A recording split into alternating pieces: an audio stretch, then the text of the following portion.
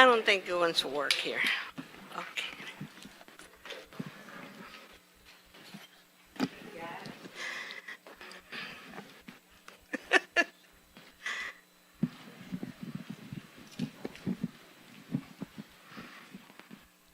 Okay, thank you.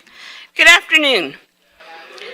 I am Eva Laredo, and I have the pleasure of serving as the HCC trustee for District 8 and as board chair of the Board of Trustees of Houston City College. I am pleased to welcome you to the ceremonial swearing-in for trustees Monica Flores-Reichart, Renee Jefferson Patterson, Cynthia Linton-Gary. We are elated that you are able to join us as we celebrate this momentous occasion in the life of this institution. This is an important day for the Board of Trustees as well as our families, the communities we have been elected to serve, students, faculty, staff, and the administration. Houston City College is an institution that is founded on offering the best higher education experience and opportunities to everyone we serve. I would like to take this moment to recognize members of the HCC Board of Trustees. District 1, and one of our honorees today, Monica Flores-Reichart.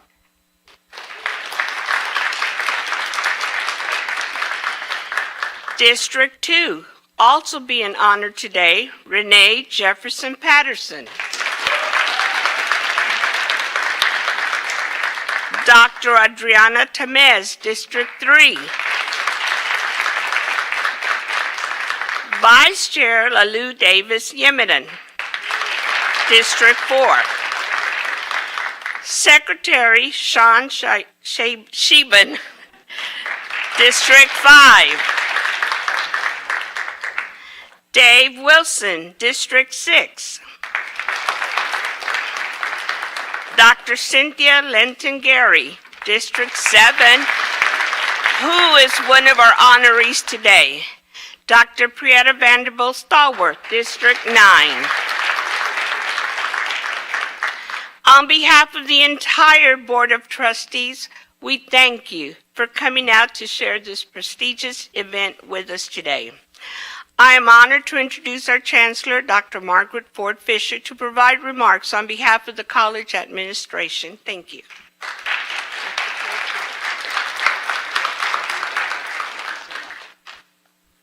Thank you very much, Madam Chair, members of the board, our guests who are here. Good afternoon. Today is our official ceremonial celebration, which is an opportunity to acknowledge the honorable members to the HCC board who have been recently duly elected or re-elected to serve Houston City College as members of the Board of Trustees. So on behalf of the administration, the faculty and staff, and our students, congratulations to trustees, the Honorables Monica Flores-Reichart, District 1, Renee Jefferson Patterson, District 2, and Dr. Cynthia Linton-Gary, District 7. Congratulations to each of you as you continue your service on the HCC Governing Board. Thank you. We also acknowledge your dedication and commitment to public service, particularly in your capacity as trustees here at Houston City College. We look forward to working with you to advance the mission and vision of the college and elevating the lives of those whom we serve throughout the Houston Community College and region. So as our vision states, Houston City College helps to shape the future for the students with innovative, affordable, timely, responsive, and continuously improving educational programs and services. Together, we, with our trustees, play a pivotal role in the successful future of our region's economic development, the workforce training, and the vitality of our communities. So we congratulate and thank our trustees for commitment and their dedication to honorable service.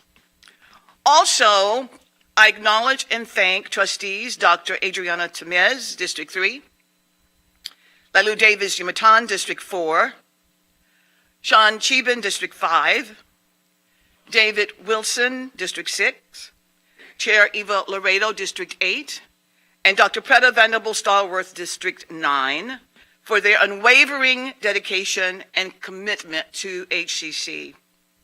Trustees, we appreciate your service and look forward to working with each of you and the entire board in service to our students and the community. So again, congratulations. We stand ready and committed to working with each of you as we embark upon a new year in our journey together at HCC. Thank you all very much, and congratulations.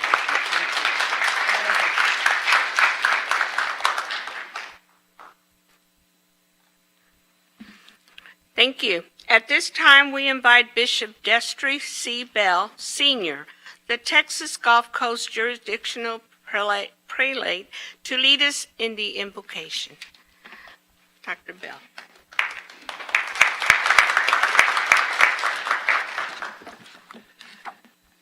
May we rise to our feet, please, and pause for a moment of prayer.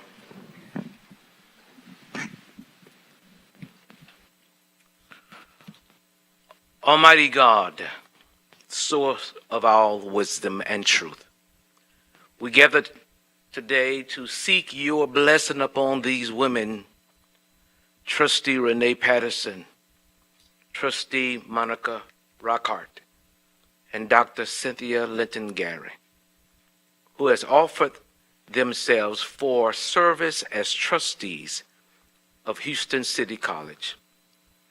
We thank you for the history of this institution and for the legacy of learning we have inherited. We pray now for a fresh outpouring of your Spirit upon this board. Grant them the gift of discernment, that they may distinguish between the fleeting trends of the moment and enduring values of your kingdom. Grant them courage to make difficult decisions with integrity. Grant them vision that they may steward this college not just for today, but for the generations of students yet to come. May they work together in unity, respecting one another's unique gifts and keeping the welfare of the students, faculty, and staff at the center of their hearts. Establish the work of their hands, O Lord, and let their leadership bring honor to your name. Amen.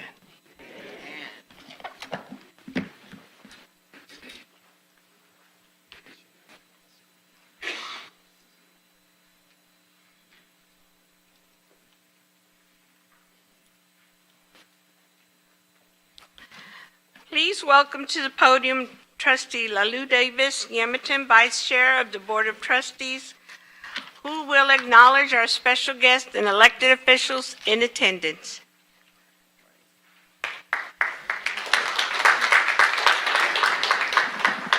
Good afternoon. Chair Laredo, the applause was initially so underwhelming. I thought, how disappointing me coming after the bishop, but it's okay. Try to make it a little interesting. Thank you all for being here. Happy New Year. It's the start of our spring semester and such an auspicious occasion. Public service is not a simple task, and so for my returning colleagues, thank you for your commitment and your dedication to this institution and for your commitment to our community and the greater good. So Madam Chair, it's my distinct honor to acknowledge the elected officials, community leaders, and distinguished guests who have joined us to mark this important occasion. Please join me, audience, if you will, in welcoming our State Representative, Christina Morales.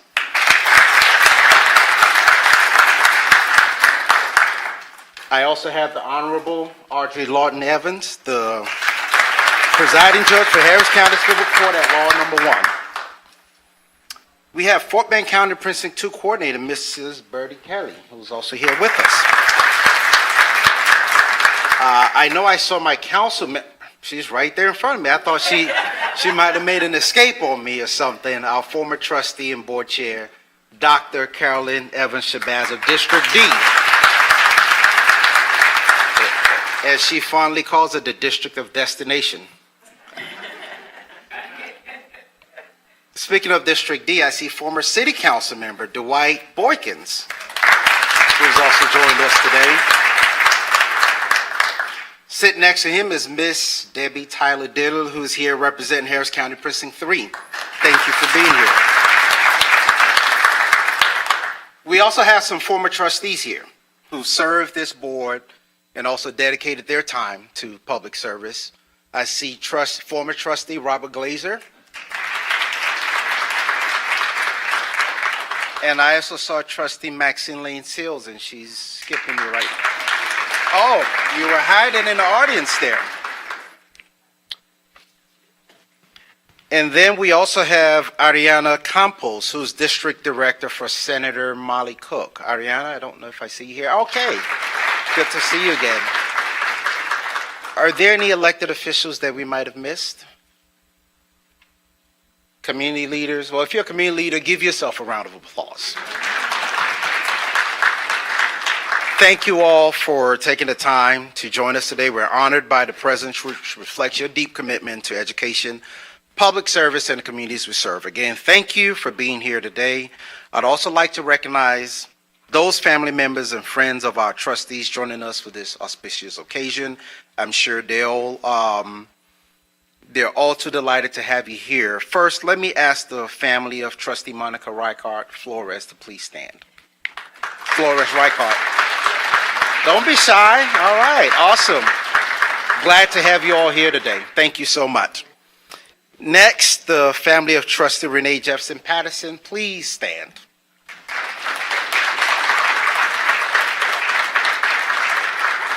Okay. And finally, we have the family of Dr. Cynthia Letton Gary. Would you please stand? I see her son, who was a former high school football teammate, EJ Gary. So thank you. Great to see you here. We value all your presence here this afternoon as we continue to serve as trustees to guide Houston City College on behalf of the students and communities that we serve. Your love and encouragement is greatly appreciated. We ask that you remain steadfast in that love and commitment and support as we continue to advance this college forward. Thank you all for being here today.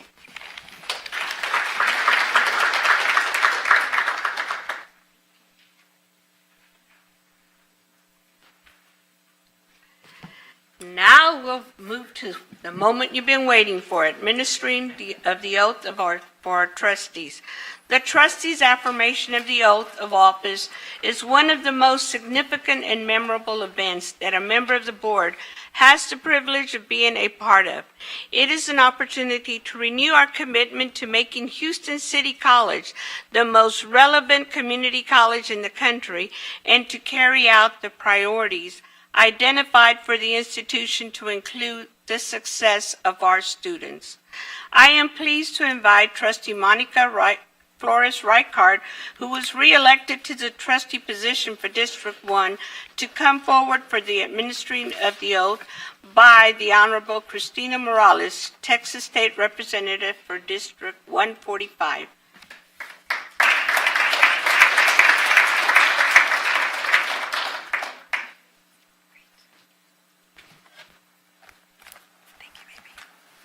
Congratulations, what an honor to be here. Thank you.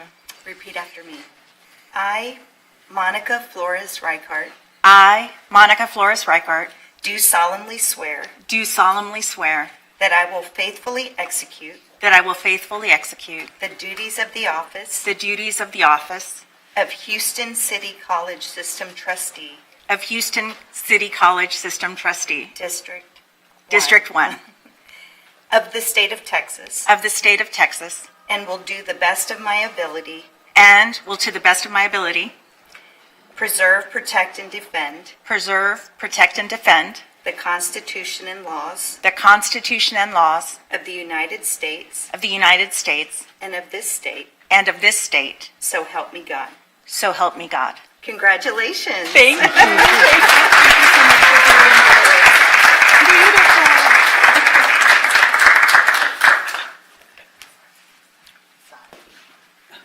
Representative.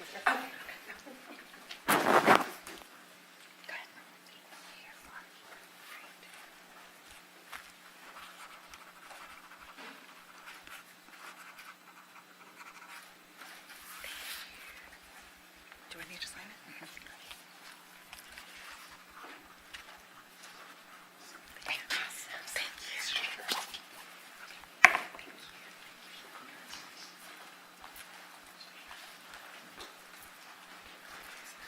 Congratulations, Trustee Reichard, and thank you, Representative Morales.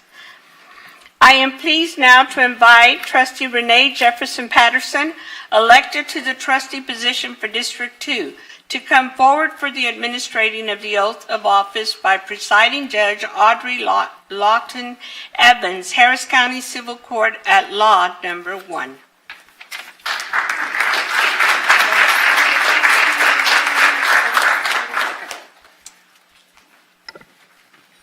All right, so excited. Okay, you guys. All right, Trustee Patterson, if you would raise your right hand. All right, repeat after me. I, Renee Jefferson Patterson, I, Renee Jefferson Patterson, do solemnly swear do solemnly swear that I will faithfully execute that I will faithfully execute the duties of the office the duties of the office of Houston City College System Trustee, District 2, of Houston City College Trustee, District 2 of the state of Texas, of the state of Texas, and will, to the best of my ability, and will, to the best of my ability, preserve, protect, preserve, and defend the Constitution and the laws the Constitution and the laws of the United States and of this state. of the United States and of this state. So help me God. So help me God. Congratulations, Thank Trustee Renee Jefferson Patterson.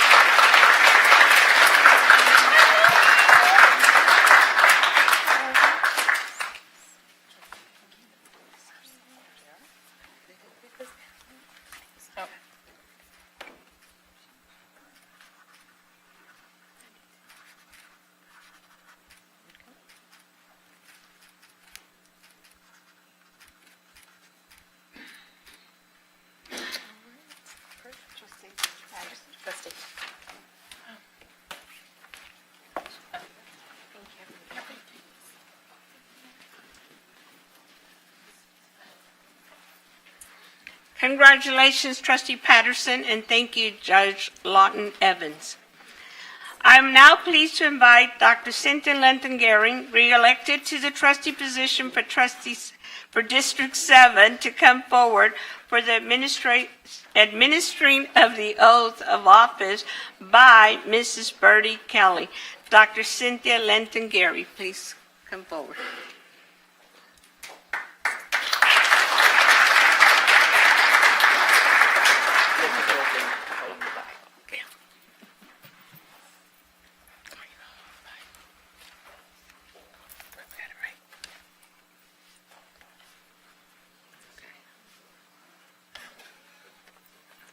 If you'll repeat after me. I, Cynthia Linton-Gehring, I, Cynthia Linton-Gehring, do solemnly swear do solemnly swear that I will faithfully execute the duties that I will faithfully execute the duties. of the office of Houston City College System Trustee, District 7. I will ask you to repeat that. I will faithfully execute the duties I will faithfully execute the duties of the office of Houston City College of the System, office of Houston City College System, Trustee District 7 Trustee District 7 of the State of of Texas, the State of Texas, and will, to the best of my and ability, will to the best of my ability preserve, protect, and defend preserve, protect, and defend the Constitution and laws of the United the States Constitution and laws of the United States and of this state. and of this state. So help me God. So help me God. Congratulations, Trustee Cynthia Lindsay.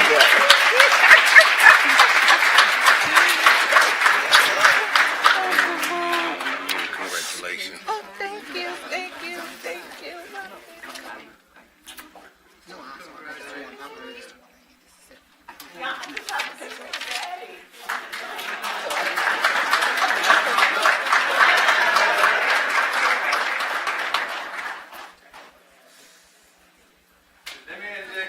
Daddy.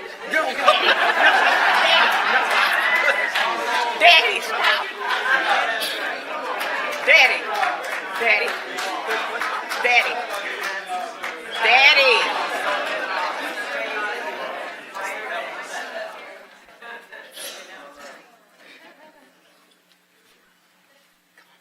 Get a picture.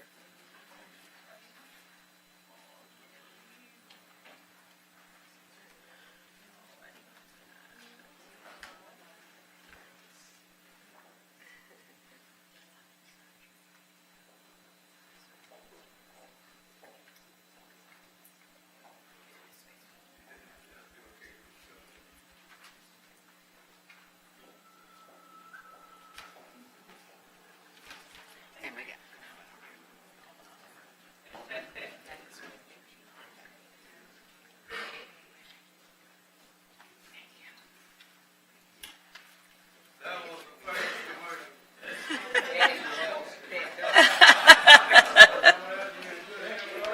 That's right.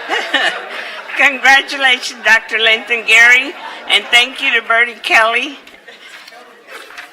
We'll now hear from Trustee Sean Shebent, Secretary of the Board and Trustee for District 5, for the presentation of the certificates of election.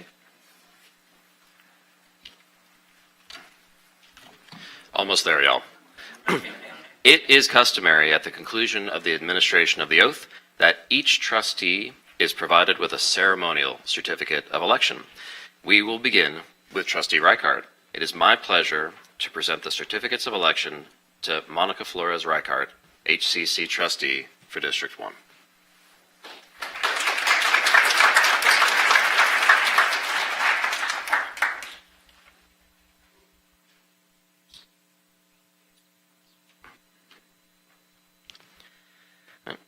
We will next acknowledge Trustee Patterson. It is my pleasure to present the certificates of election to Trustee Renee Jefferson Patterson, HCC Trustee for District 2.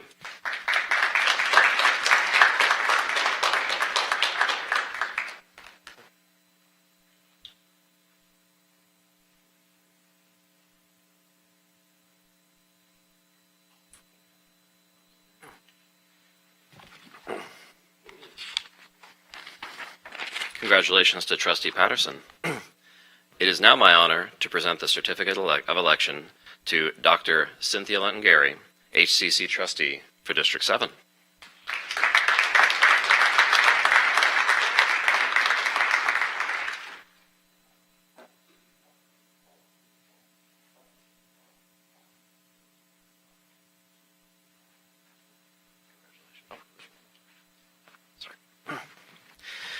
Again, congratulations to each of you on being elected to the Houston City College Board of Trustees, and we look forward to continuing the great work we have begun here at HCC, and even greater that is to come. And on a personal note, and a note of privilege, I'm so thrilled to work with y'all for another couple of years again. So thank y'all so much.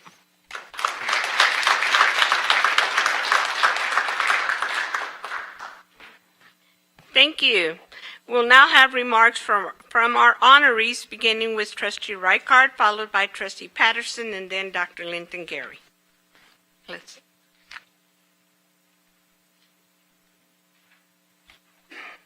Good afternoon. Thank you. First, I want to thank my family for their constant support and patience. My parents for modeling integrity and the importance of service. My children, Augustus, Athena, and Atticus, who have shown such patience and support for me during my time at HCC. My brother and sister for their enduring support, and my husband, Chris, always my number one fan and patient and measured sounding board, which we all need. I would not be standing here without you. I am deeply grateful to the residents of District 1 and our broader Houston community for the trust you've placed in me. And thank you to Representative Morales for administering today's oath. It is truly an honor. Most of all, I want to speak to our students. These are not easy times for higher education, for working families, and for our country. Our students are balancing schools, jobs, families, and uncertainty. And they deserve leadership that sees them, listens to them, and puts them first. I commit to serving with that responsibility at the center of every decision, ensuring access, dignity, and opportunity for every student we serve. Now, before I end, I was given at around noon a poem by a brilliant HCC student, my daughter Athena, that I'd like to read before ending. The light of education. When all bombs seem to fail, but the earth is scorched to its heart, when winds knock out saving sails and all hope seems lost, there is still strength in stories and beauty in the pages of books. Time will always continue its rapid hurry, yet knowledge will never leave you. From brown girls who find power in words, Latinos who pray for a better tomorrow, people who gather in herds and wish for mornings, not miracles. May they be guided by knowledge and truth, a weapon that follows everywhere, a tool beyond any worldly worth. Education can be a light we should always ignite.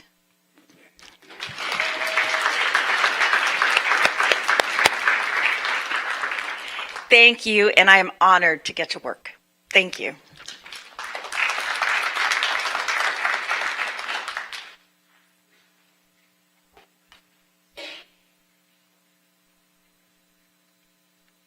Good afternoon. Today is not just a moment of ceremony. It is a moment of purpose, reflection, and renewed commitment. I stand before you deeply humbled and profoundly grateful, first to God, who orders my steps, sustains my strength, and carried me through seasons I never imagined I would have to endure. Without him, none of this would be possible. I would be remiss if I did not pause to acknowledge a very personal loss of my grandmother, who was seated right here when I was appointed just last year. During this journey of losing my grandmother, my foundation, my teacher, and one of my greatest sources of strength, while she is not physically here with me today, I know without question that she is here with me in spirit, and I know she would be proud, not because of a title, but because of the service.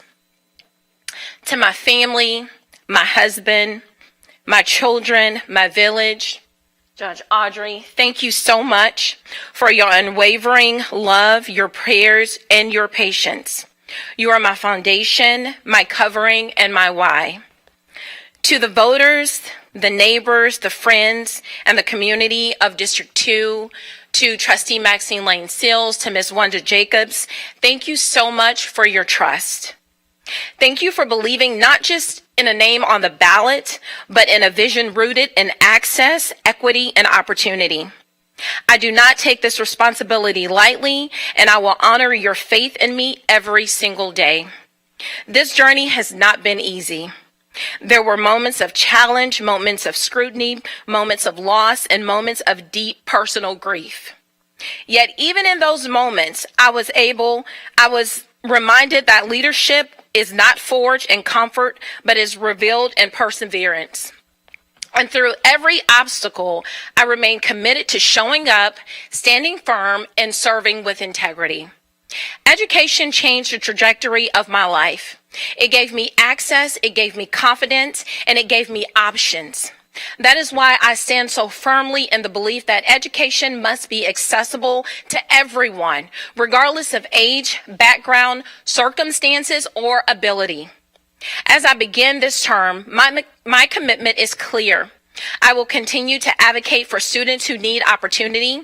I will continue to champion workforce development, adult learners, students with disabilities, and those returning to education after life interrupted their plans. I will continue to fight for pathways that lead to real outcomes, meaningful careers, and generational impact. This role is not just about a title. It is about service. It is about listening. And it is about action. And most importantly, it's about the students and results. I promise to lead with transparency, compassion, and courage. I promise to remain present in the community, responsive to concerns, and relentless in my pursuit of progress for District 2. Today, I recommit myself to this work, to this district, and to the belief that when we invest in education, when we invest in people, and when we invest in people, we change lives. Thank you for your trust. Thank you for your support. And thank you for allowing me and the honor to serve you as your HCC Board Trustee, Renee Jefferson Patterson, for District 2.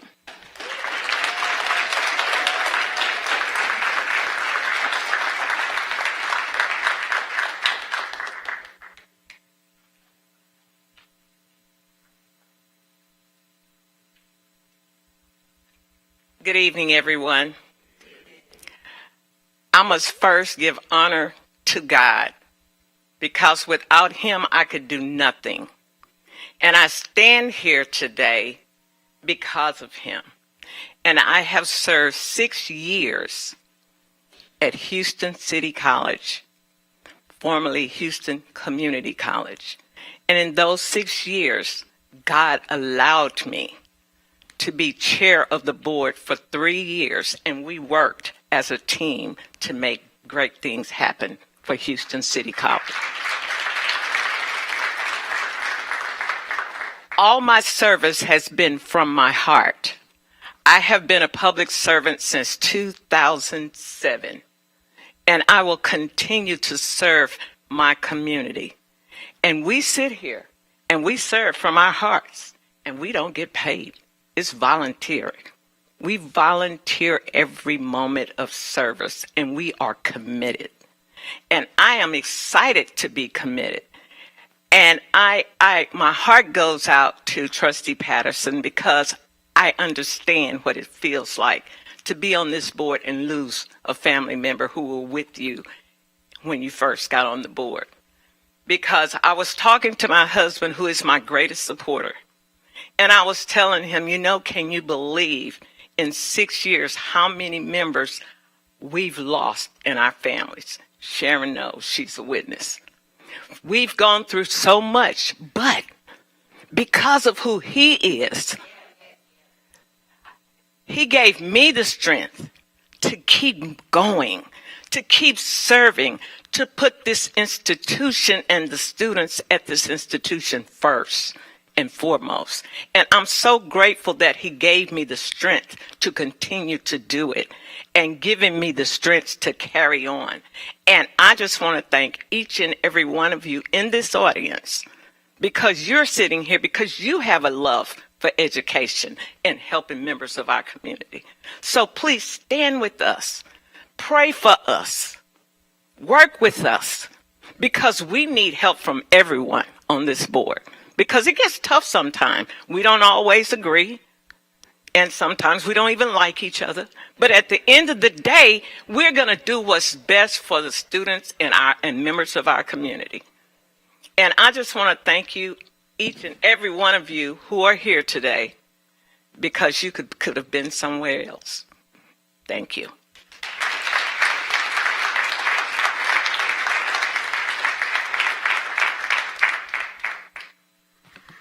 Again, thank you to all of you. Thank you to our guests for joining us.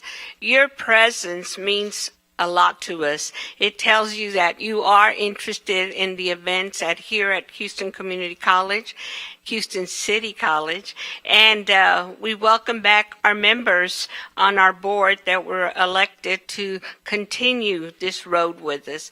So again, we know that we serve with integrity, with vision and purpose, all for the success of our students. And we know that our family at Houston City College also serves from the deep of their heart. So again, please join us for a reception in the auditorium foyer. Have a great afternoon, and we hope you enjoy the rest of the day. And thank you for joining us at a swearing-in ceremony. And so you'll be going down this way. And I can't, those of you that know me, I've been serving. This is my 16th year. And I'm still having fun. And I'm a big sports fan of Houston, so I'm jumping on the wagon of the Houston Texans now because I've been on the Astros, so she reminded me. So again, thank you to all of you. Have a blessed day. And if you have energy and want to continue to join us, we'll be back for our regular board meeting at 4 o'clock or around there. So thank you. Thank you.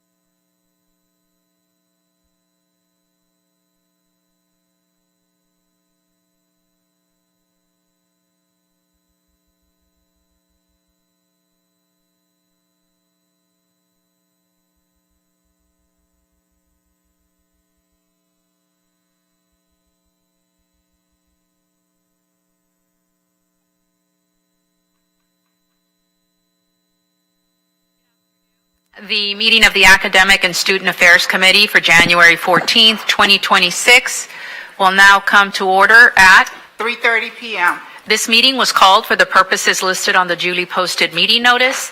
The other committee members are trustees Sean Sheben, Dr. Cynthia Litton-Gary, and our alternate trustee Renee Jefferson Patterson. Did I say that right? Jefferson Patterson? Okay. All right. A citizen desiring to appear before the Board of Trustees shall complete the hearing of citizens form 24 hours prior to the meeting, and the file for said application must be submitted to the Board Services Office. And as I understand it, there are no citizens to speak today. Sharon, is that correct? That is correct. We will begin with item A. It's an update on credentials of value. Chancellor? Thank you very much, Madam Chair, members of the board. This item is presented to provide a brief update on credentials of value that are prioritized to deliver measurable labor market value, including wage gains and career mobility. And with your permission, Madam Chair, Dr. Perez and Dr. Burrage are on this item. Dr. Burrage will lead in providing an overview and respond to questions. Dr. Burrage, Vice Chancellor of ADS. Hey, thank you, Chancellor, Trustees. Is there a clicker for the PowerPoint? Pardon me? I'm looking for a clicker. I'm looking for the remote. I see. Okay. Could you go ahead and turn to the first slide? Thank you very much. Okay, as you know, we report our credentials of value, which are our associate's degrees, now bachelor's degrees, certificate, OSAs, and ICLC's institutional certificates institutional credentials leading to licensure and certification to the Texas Higher Education Coordinating Board. Those credentials then make up a portion of our House Bill 8 funding. Thank you. And those reports are due in late November. So in January, we give a board an update of what we have reported to the state. Now, our credentials of value are both the students that you see graduating, but there also are students who have reverse transferred and received credentials at other off times. Overall, we increased our credentials of value by 9%, raising from 9,532 to 10,388.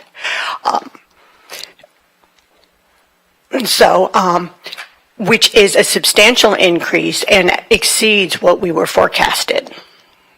Now, credentials of value are about how much the student makes, the ROI on the student's investment in their education. A second measure that the coordinating board uses is high demand fields. High demand field are those fields which are especially needed by the labor market in Texas and in the Gulf Coast region generally. So we receive a base amount for a credential that's standard, and we receive an addition for high demand fields. Now, the high demand fields come from the statewide high demand fields, the regional high demand fields, and then two special categories. One is emerging occupations designated by the commissioner in consultation with the governor. No fields have been designated as emerging yet. And as essential occupations. Essential occupations are occupations petitioned by the community colleges as especially important and to their regions, but not yet on the statewide or Texas lists. You'll see that our ICLCs actually decreased from last year this year, but that is primarily because some of those credentials changed categories with some of the changes in legislation to a type of credential that is actually incentivized at a higher rate. Our OSAs increased, and you can see that OSAs are disproportionately high demand fields. That's because they must be on Texas Workforce Board lists. Our certificates, level 1 and level 2, also increased, as did our associates, and for the first time, we had bachelor's degrees. There we go. Okay, and so we all celebrated our first bachelor's recipients. Now, one thing I wanted to talk about today was the changes to credentials of value. With House Bill 1786, there were some changes that will affect us in the future. Remember I said credentials of value are measured by a return on investment to the student. The original legislation wrote that to be a credential of value, within 10 years of the time the credential was conferred, the student's earnings must have outpaced the investment they made, what they paid in tuition, books, loans, interest, the opportunity cost, that is lost wages, and that had to outpace the wages of a high school graduate. One of the changes is that credential of value for associates only are now going to be calculated on a 5-year window rather than a 10-year window. That did affect some of the awards, and it places higher value on initial earnings coming directly out of school. Special provisions were made for education and healthcare, however, because those were viewed as especially essential fields. Essential fields were added to the list, which did benefit HCC, and for each student now, institutions may be credited for one award of each type each year. So the fields in red are the fields for which students saw the ROI in 10 years, but not in 5 years. And that's an important point, is that the change is not that students don't see an ROI, it's the speed at which they see that ROI. And you can see the zip codes are the codes that are used for the field. You can see that education, some of the 19s have moved up and are up in education because they are still credentials of value. So we wanted to show you what this means. Essentially what we did was we took our 2025 awards and we recategorized them to the rules of next year. And you can see that 1,237 of those awards, of those associates, will no longer be credentials of value. But because of the essential fields, we see an increase in high demand fields, and those were primarily in logistics and business.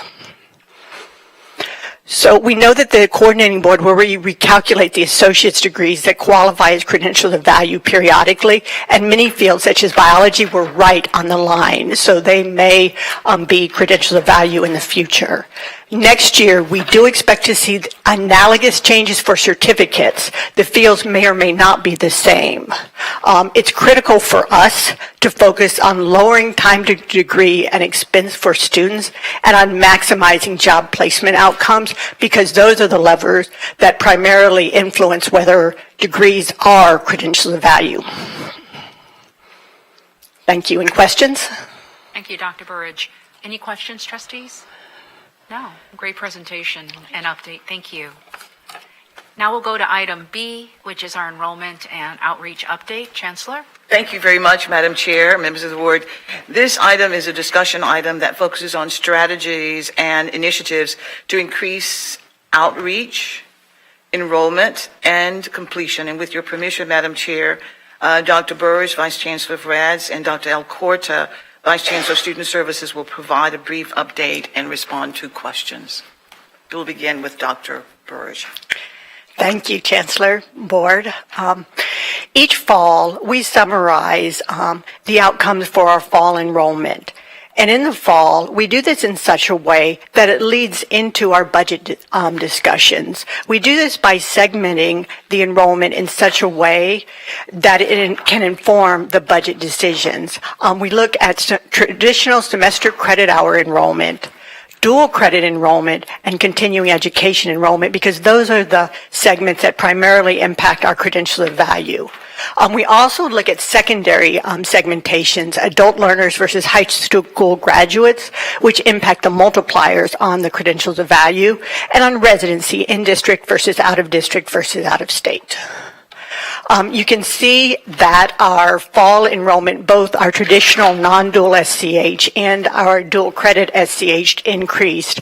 CEU runs in a slightly different schedule, and so our CEU end of semester enrollment is now 4,547 students that we're planning to report to the coordinating board, because that's how many students we have.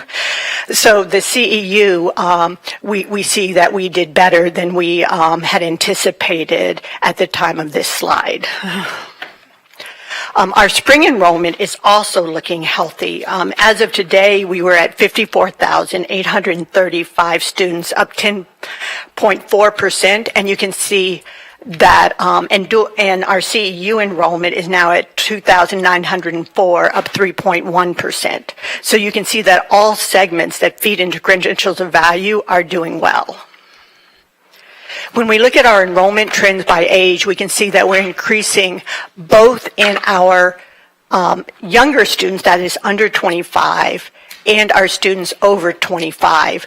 CEU is also more or less holding flat in those categories once we adjust for the late enrollment. We see that in-district is growing, especially in dual credit. It is outpaced by the out-of-district growth, which is somewhat expected because those out-of-district regions are growing so much faster in population. We see our out-of-state students, our population is growing as well, both our international students, which actually is counter the nationwide trend of international students decreasing, and our distance education out-of-state students are growing as well. So we can see that we do have some popular programs. We compare these to the enrollment benchmarks. The best fall data we have comes from our Texas Higher Education Coordinating Board, and you can see that Houston City College really is doing well compared to the other sectors, and we're doing very well compared to our peers as well, with being among the top in our 24-25 change. And so with that, I will invite Dr. Alcorta. Good afternoon. I'll be sharing information regarding our spring outreach efforts. I do want to share that part of the presentation is covered in a three-tier approach. We're targeting students in collaboration with our district comms as well as our college partners. You're seeing some of the efforts that we're doing is in a tier one when we talk about direct and high-touch engagement. In this space, we're talking about interactions with students, that sense of belonging, they're feeling seen, they're getting engaged directly with our staff and faculty. Then we go into a personalized target outreach, and this is where we're sending emails, texts, phone calls, and then we start to have conversation around the broad awareness and marketing, which we work with our district comms. So you're seeing these larger social campaigns, billboards, content around that. This is an example of our high-touch engagement, and I'm mentioning new and returning. Again, these are our new and returning students. These are students that are in the onboarding phase. So we're trying to get them onboarded, getting them familiar with the colleges and our programs. So you're seeing Eagle Preview as an example. Saturday registration fairs, Texas Free Application Weeks. Again, we're in a new student orientation, and more so when we talked about the Super Feast, the Christmas Eve event. Those are those kind of engagements so students could see who we are and what we're about. The next one is around continuing students. This is where you're seeing, high-touch engagement with advisors. These are students that are already in our colleges. We're engaging through advisors that we're going through Advising Week, Commit to Complete. We're also doing where we're working with our EDUC 1300 faculty, where they're also talking about registration, enrollment in EDUC 1300. And we also work really closely with our faculty, where they're also having conversations in the classroom. Personalized target campaigns, this is where we're using the technology tools that we have. So we are doing targeted campaigns with students who are prospects, onboarding and registrations. In this, we're using texts. We're sending them texts. We're sending them emails. We know the data. We know these students. We're able to segment our messages directly to them in this fashion. We're also doing phone calls with them as well. For spring registration, this is an example around registration and paying for college. This is the information that they're getting. So you're seeing the website with information, digital media, call campaigns, emails, and texts. And this is around communication across the life cycle. So this is where we're talking about using data-informed information to kind of guide us to do decision-making in our campaign. So you're seeing 200-plus targeted student-centered comms going out to students. You're seeing automated information coming from the connection and entry part for students, and then progress to engagement, and then for our stop-outs, just like our reconnect and connect to information. I do want to give an update around EAB, and then considering around the Navigate Success platform CRM, this is going to allow us and our teams to do targeted comms through the technology tool. And this is going to be a benefit because then that allows us to get more intensive, intrusive engagement, more high touch with advisors and students and faculty members, because we're starting to use the tool to help kind of streamline those more personal or targeted messages in the platform. We'll be able to communicate with them within the platform. So this is just some information around the phase 1, which is our advising our early alert system. This also includes the app in addition. And then we are, again, with the March 31, we're starting to push training information. We're going to start a student, faculty, and staff campaign around the product. This is an update on the phase 2. Here we're going to we're already having conversations and building this up around the academic planning, and then predictive analytics mechanism that we'll have access to. And then part of this phase is in phase 3 is also the recruitment module. So that is the onboarding tool that's going to be able to help us target our prospective students.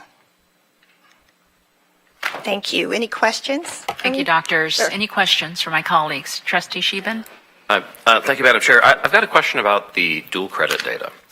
So that is a big jump. So kudos to the K through 16 team on increasing enrollment that much.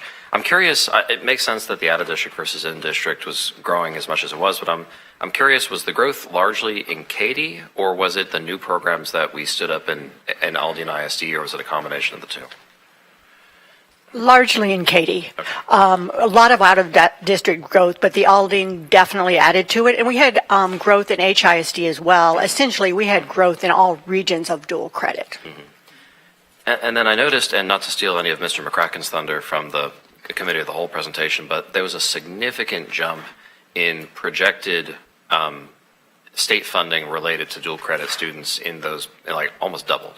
And I'm curious, is that driving with enrollment, or are there other factors in play that are just reinforcing how amazing this dual credit program across the service area is going? It is driving with enrollment, but it's driving faster than enrollment because what the dual credit team is doing is ensuring the courses are aligned so the students get to 15 hours, thinking about when they start and how they sequence those courses, making sure they're on those degree plans, standing up certificates. All of that is increasing both the students who get to 15 hours and the credentials by the dual credit students.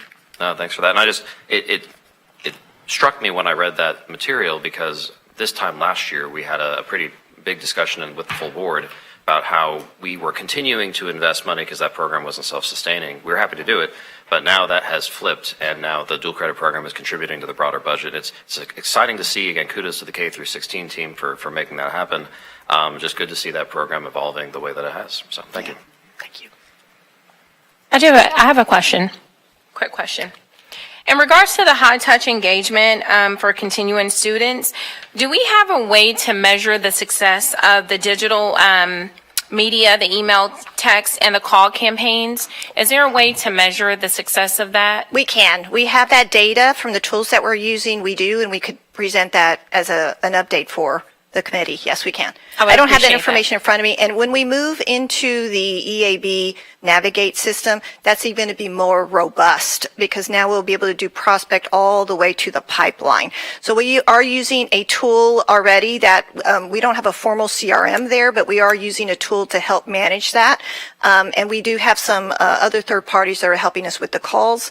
We also have a virtual lobby that also helps students, and so we also have that data as well. Just like when we went to winter break, those numbers were tremendous because the team was on, so we have that data to share, if you like. And do you know if it will show how the calls are being made or the texts are being sent per district? We could do it by the district and per college. We can identify the students what college they are, yes. And then Okay. keep in mind the colleges are also making outreach efforts as well. So we all collaborate. We have reports that we share internally that we're doing some comms. And then we also work with our college partners that are also doing those calls. So we can provide that information for you. Thank you. You're welcome. Anything else? One more. Yes. Just- Trustee Sheehan. Dr. Burridge, you mentioned that latest data, spring on spring enrollment for this spring semester was up 10.4%. Just wanted to confirm that that's like as of today or? Yes, that is the current increase in enrollment for spring. All right, thank you. It's amazing progress. I know we say that a lot, but I know how much work it goes into continuing to grow our enrollment the way that we have year after year after year, and it just blows me away that we continue to see those kinds of numbers. So thanks to everybody who had a hand with it. I know everybody in this room and then a very extended village had a lot to do with keeping those numbers growing the way they have. So thank you. Thank you. For outreach purposes, are we doing anything like, I can't recall if we have in the past or not, but sort of like a referral where there is an incentive for students to, enroll a friend at HCC. Great idea. But there has to be an incentive. Obviously, you think about, a gift card for Vavasad or what have you. That gets really expensive. I know that. But if we did something like that, I think that would go a long way. And building something around that. Absolutely, Dr. Thomas. I would love to see that. Absolutely. I think speaking with the chancellor today, we talked about a lot more engagement efforts, broader campaigns, a lot of activity happening at the colleges, and that would be a great example to run so, that. and it would Yep. be fun, and, the student would have to stay enrolled. They have to enroll and have their classes and participate, and at the end of the semester is when you reap the reward, whatever that may be. A drawing, it could be just an array of things, right? But that's something I'd been thinking about and Great. wanted to share that now. Absolutely. Thank you. That Thank you I'd for like that. to see something around that. Excellent. Thank Thank you. you. We'll take that. Okay. Okay. Thank you. Thank you, ladies. Thank you. All right. Our next update is item C, which is the HISD proposed early college high school and 4 pathways in technology early college high school update. Thank you very much, Madam Chair, members of the board. This is a discussion item to highlight the increase in the number of HISD students completing an Associate of Arts or Associate of Science degree to transfer to a 4-year university, and the proposed addition of a new early college high school and 4 new pathways in technology or P-Tech high schools. And with your permission, Madam Chair, this presentation will be provided by Dr. Norma Perez, who is Senior Vice Chancellor of Instruction and Student Services, and Dr. Desmond Lewis as well, who will then respond to questions. Dr. Perez. Thank you, Chancellor. Madam Chair, trustees, and colleagues. Before I begin, I do want to take the opportunity to introduce one of our guests from HISD, and that's Mr. Michael Cook, who is the Director of Post-Secondary Programs. Could you please stand, Mike?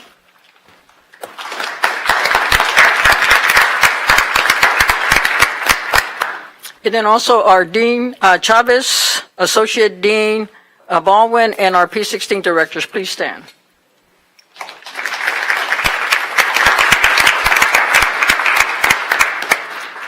Again, I recognize them because the efforts that we've been making in terms of the increases because of the staff that we have that have been working with us. And you talk about the increase in dual credit. We are in constant communication with HISD and working with increasing some of the offerings with HISD.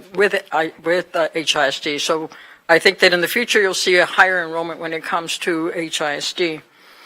But basically, this presentation is to talk about that on December the 8th, 2025, the Houston Chronicle published an article entitled, HISD plans to launch early college programs at 5 more high schools in 27-28. So this title is historic as it aligns with Houston City College's mission to ensure educational access for everyone in the city.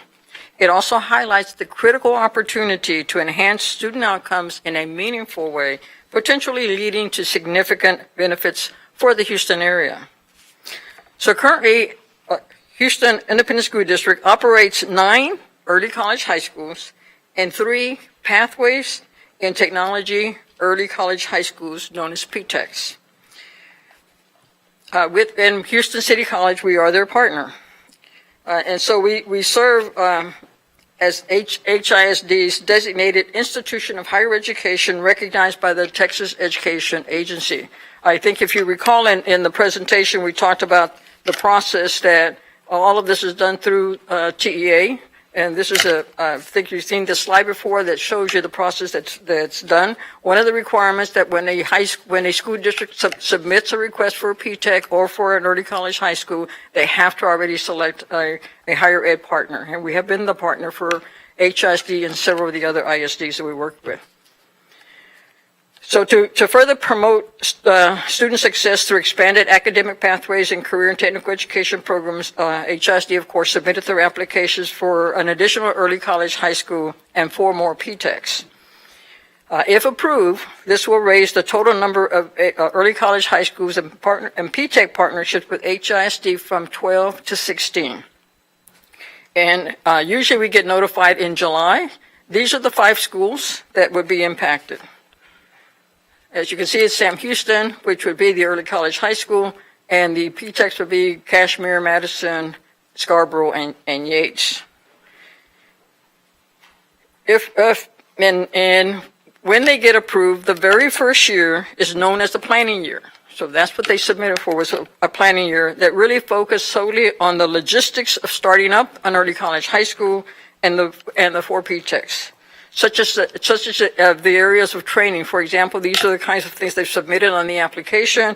So our role in working together is to finalize what are going to be those courses of study. What associate, if they're going to pursue associate. If they're going to go through a P-TECH, what's that P-TECH that we will be doing? So these are some of the things that we would be looking at for them. One of the more important things for the P-TECH is not just the area of study, but we also need to help identify industry partners. That is also required when you run a P-TECH program. So we'll be working with them together to look at all of this.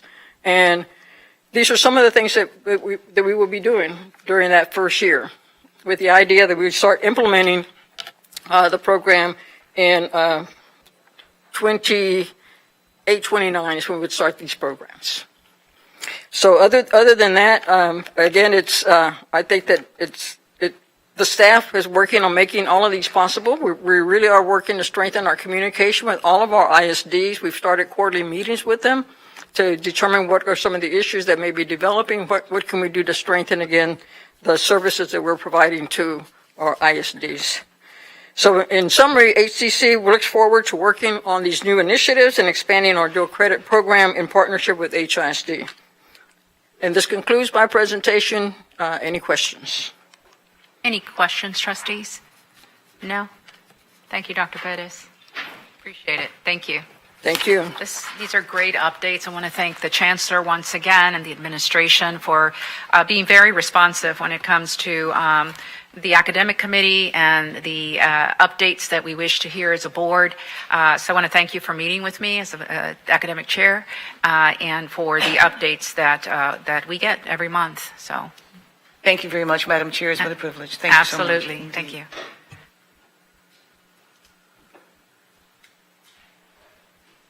Okay, this meeting is now adjourned at 3:59 p.m. Thank you. Madam Chair, the floor is yours. Oh, you want me to, okay, gavel.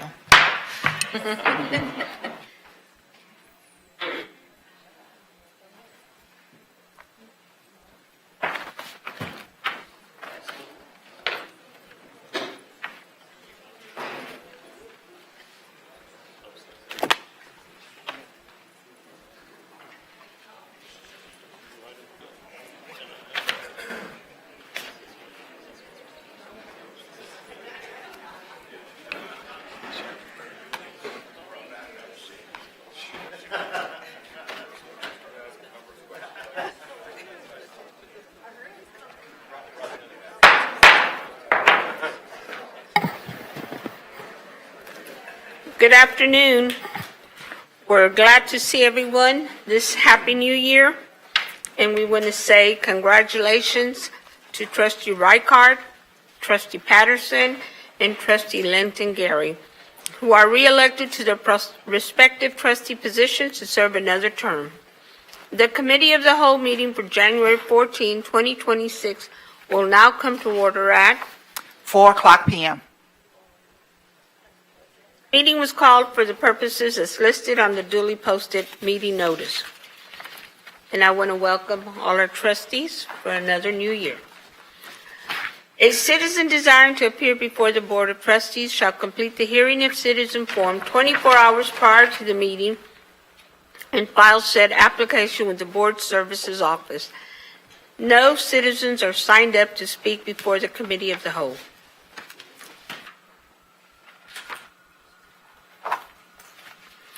Is there a motion to approve item A, approve HCC board goals for 2025 and 2026? So moved. Second. Been moved and second. Is there any discussion on this item? Madam Chair? Yes. I had one question. I think I gave the administration the heads up about it. Are there any restrictions to travel right now? I know that, I believe it was when we talked about the budget, there was restrictions on travel from, I don't know if it was the administration or faculty, but if we're going to have travel for us permitted, I'm uncomfortable with doing that if we aren't providing travel for training for those closest to the students. May I respond, Yes. Madam Chair? Yes. Yes, of course, there are no restrictions at this time except the ones that we see as being critically important to the integrity of the use of the dollars that we will be spending on travel. And so I'm going to ask Mr. Rodney Nathan to give that update. We have agreed to this as a team, and I think that will enhance your perspective of what we're doing. Mr. Nathan. Thank you, Chancellor. Trustee, I did actually put together a response to your inquiry, but to answer your question, there are no travel restrictions right now for staff or faculty. What we do look at are certain criteria. So, is the travel, the conference, the workshop that they're attending, is it related to accreditation of the college or their specific program? Are they a facilitator or speaker? Are they receiving recognition, or is the college receiving recognition? From a budgetary standpoint, is there a local option or a virtual option that could be considered?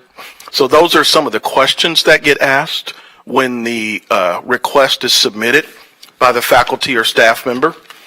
Also, faculty have professional development funds that they are able to use for their conference attendance, workshops, things of that nature. When it comes to staff, that's a part of that department budgeting for that professional development. So when we were discussing the budget last year and we were talking that there was a moratorium or a stopping of travel, that no longer is the case. Correct. There was a moratorium that was specific to level executives, but that is no longer the case. So the travel is only permitted if it's related to the accreditation of the program? It's not only permitted, but those are questions that we ask. Okay. When the employee is going through the approval process, but it is not only related to that, no. Okay, great. That answers my question. Thank you. Thank you. Any other questions? And I wanted to turn it over to our trustee Davis, because you're the one that helped us all put it together. So we'll give you the I think the trustee Cheapen have a question. Okay. More of a comment, so if you want to go first, I'll wait. No. I prefer you comment first. All right, thank you. So I guess broadly, none of these goals on their own are bad. They're all great. There's just a lot of them. And with a total of 14 goals for the board, I worry that we're spreading our attention too thin. I think there's a couple of here, and Madam Chair, I sent you kind of my recommendation. If we could get it down to 2 or 3 for each of the main sections, I'd feel a lot more comfortable that we'd be able to focus and knock those out this year. But just to me, like, again, these are all great, and I think we should all do them in time. I just worry that with 14 in 1 year, it ends up being too much. So if this many things are the focus, I'm worried that nothing will be the focus. So. Thank you. I agree with Trustee Sheben. When you speak about, when you're talking about goals and goal setting, it's always best practice to keep it within 3, no more than 4. And that's in everywhere where you, create goals and so forth. So I wanted to comment on that as well. Madam Chair? Let me comment. Before we keep going. It's, this was based on the discussion that we had on the last retreat. And so based on the retreat that we heard y'all, and then we had our, the facilitators came. And so that's how this was worked. This is how we put it together, based on that. So we wanted to make sure that everybody was heard and that we put it all in. So this is just for us to follow, to be that great board that we are. So this was something that the consultants put together? So, I know Yeah. when we were talking I know that all of this, but then also you take that and you look at that and you condense that, right? And you look at that and say, okay, here's what we talked about and here are the goals we're going to focus on now, maybe next semester on these. So you kind of break that up in my experience as in leadership. Following the retreat, at the retreat, we talked about board goals. And what we agreed was that I would take the initiative to help craft these. And a lot of comments and thoughts were offered by colleagues, and I did, to the best of my ability, capture those expressions. The goals are broken down into 2 components. One are internal board goals to help with board governance. The other side of those goals deal with the administration and how the board supports the administration in fulfilling its mission and vision. So in determining the board goals, it was about crafting what different colleagues expressed as, aspirational things that we set out to do. And that's the idea here. It's not so much about being precise in what's to be accomplished, but to provide a series of North Stars, if you could call it that. It's a North Star to say, here are the things we aspire for. That's from the board governance perspective. From the administration perspective, those goals for the board were being crafted partly in response to the administration's stated goals for the year. And so, and you see as the text reads, it specifically ties to the goals for the chancellor and the administration. So that's the spirit and how it came together.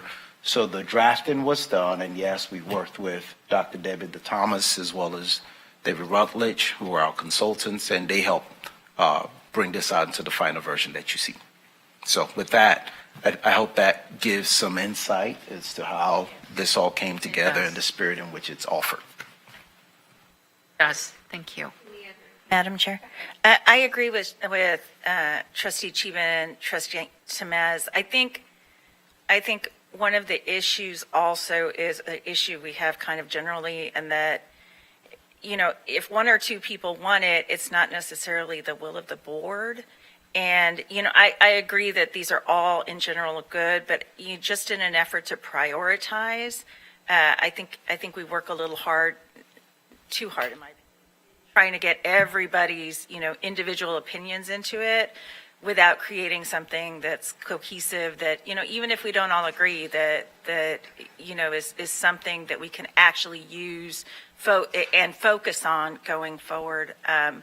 I'd also like if it was a little more collaborative just in the process, maybe sending around a draft and having us get some feedback on the draft. I know we got these last with the agenda, but I don't know, does this need to be approved today, Melissa?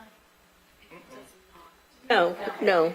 It was just something that we talked about it in August, and we said, well, we need to bring it out. Okay. No, I would suggest maybe getting a little bit of input on it before bringing it back, but, I'll follow the will of the board, whatever everybody decides. So that's just what I would suggest. Yes, sir. Trustee Wilson. I've been on the board long enough. I've seen us setting goals, and I've seen when we set a few goals and they're general goals, And then there's a complaint that they're so general, they're not measurable. And so now when we come up with a bunch of measurable goals, there's too many measurable goals. You know, the pendulum swings one way, then it swings the other way, and it's tough to set some goals, but I've seen it both ways here. And the fact that these are so detailed makes them a lot more measurable and a lot more accountable. But that's the one good thing I see about that. But thank you, Madam Chair. Thank you. Yes. I think for the 14, that there are probably 6 of them that could be strategies that support the goals. Because that's what I see, that there are goals that if we affirm that we operate as a policy board, then the strategy would be to support the chancellor in the implementation of the board policies. So some of them can be strategies that support the goals. So if when we have this discussion again, I would like to see, I see 3 in the top and 3 in the bottom that are the goals, and then the others support as strategies those goals, and then that way we have perhaps 6 or 7 goals and then 6 or 7 strategies. But I think we'll have to talk about how they should go together. I really appreciate the fact that it's detailed enough for disaggregation and accountability. But that would mean they would be strategies. And that it was, support the goals. and thank you, and it was also based on our self-evaluation. This is how we came out, and so we needed help in different areas, and that was why this was, that's why it was put like this. I mean, you know, we worked on it, and so, but if you think that there's a group of you that want to be on the board and or on the committee and work on it, then we can do that as well. Do we have volunteers?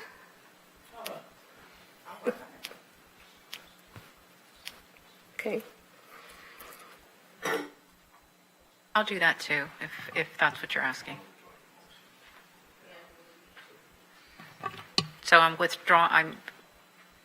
do you want me to withdraw? 'Cause We're not gonna go forward with it, so you second it. So I'd like to withdraw my motion. And I'll withdraw the second. So then Melissa? This one, yes, so that we can continue working on it. And we'll have Madam Chair, can we? can work on it. It has to be next week. Correct. Can we get some sort of guidance in terms of timeline, because we're already almost halfway through the fiscal year with these goals? So do we want to set a date certain by the time we'll bring it back to the board? And depending on how many people are on it, we might have open meetings issues. So I think it's only. You and Eva's trustee on it. Oh, okay. I can send out an email with a plan for how to communicate that. Okay. The comments and revisions. And just my opinion is it doesn't have to be, we can just give comments and then, revise and things like that. I don't envision it being incredibly a lot of work. Right. I'd just like to give some input on it. But I want to thank Trustee Davis because, he put in a lot of time and met with the facilitators. And so we thank you, but yeah, and that we need to have goals to help us. And maybe we don't call them like a goal, but it has to be a strategy on how to help us work and make sure that we're an effective board. Madam Chair, from my perspective, I want to make sure it's clear that it's not that I don't want goals. On the contrary, I think it's very important. I think it's more the formatting and how we formatted them and looking at them and seeing if we can combine some and using a different different verbiage for some of it, so it's condensed. But having goals, absolutely. Okay, then we'll send an email out and try to get it done by the board meeting of the February. Yeah. Okay, thank you. Now we're moving to item B, update on the strategic plan. This is a report item. No action is required. Dr. Ford Fisher will introduce the item. Thank you very much, Madam Chair, members of the board.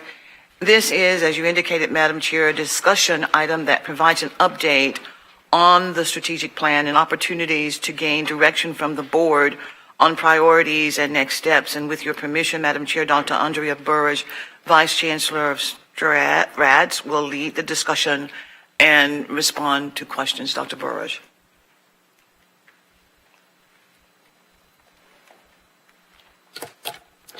Thank you, Madam Chancellor. Trustees, I want to begin by expressing my appreciation to Dr. Lisa Crawford and Amanda Guerrero and to the Institutional Effectiveness Council for their contributions to this work. I know some of them are here, so if you could stand real quick. Yes, I see it. And many of them are here and not standing because they are kind of a shy bunch.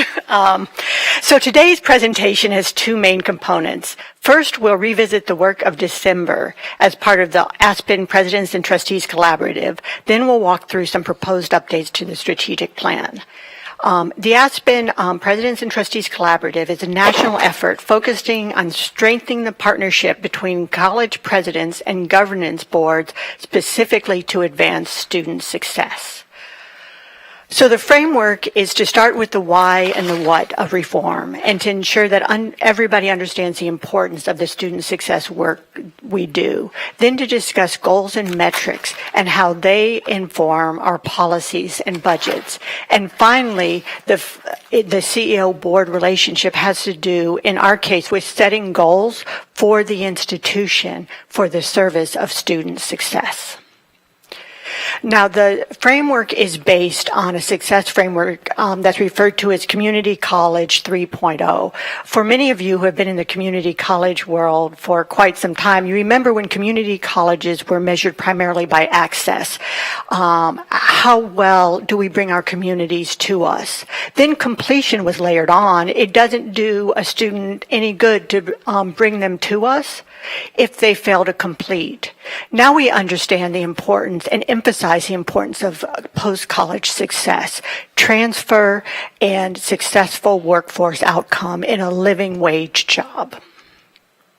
So the why that the Aspen Institute demonstrated first had to do with graduation rates. Graduation rates have improved markedly in community colleges. Ours in the last 6 years have improved by about 7 percentage points, but they're still not where they need to be. We also know that there essentially are leaks in the transfer pipeline and that not enough students graduate in fields that lead to real living wage jobs. So, to address these challenges, Aspen asks each institution to identify a focused set of student success reforms, the key initiatives that directly address these challenges. For us, these are the personalized pathways that advance access to family-sustaining careers, bringing students into careers where they can expect a return on investment and salaries that will sustain their families, advising redesign to help our students smoothly move through their journey at Houston City College, smoothing transfer pathways. Honestly, the biggest leak in the pipeline is between the community college and the four-year institution to help our students make that transition, to create connections with them, and then, of course, instructional excellence, because what happens in the classroom matters most. The leading indicators, once those are set, we think about the leading indicators that help us measure the work we're doing at the time.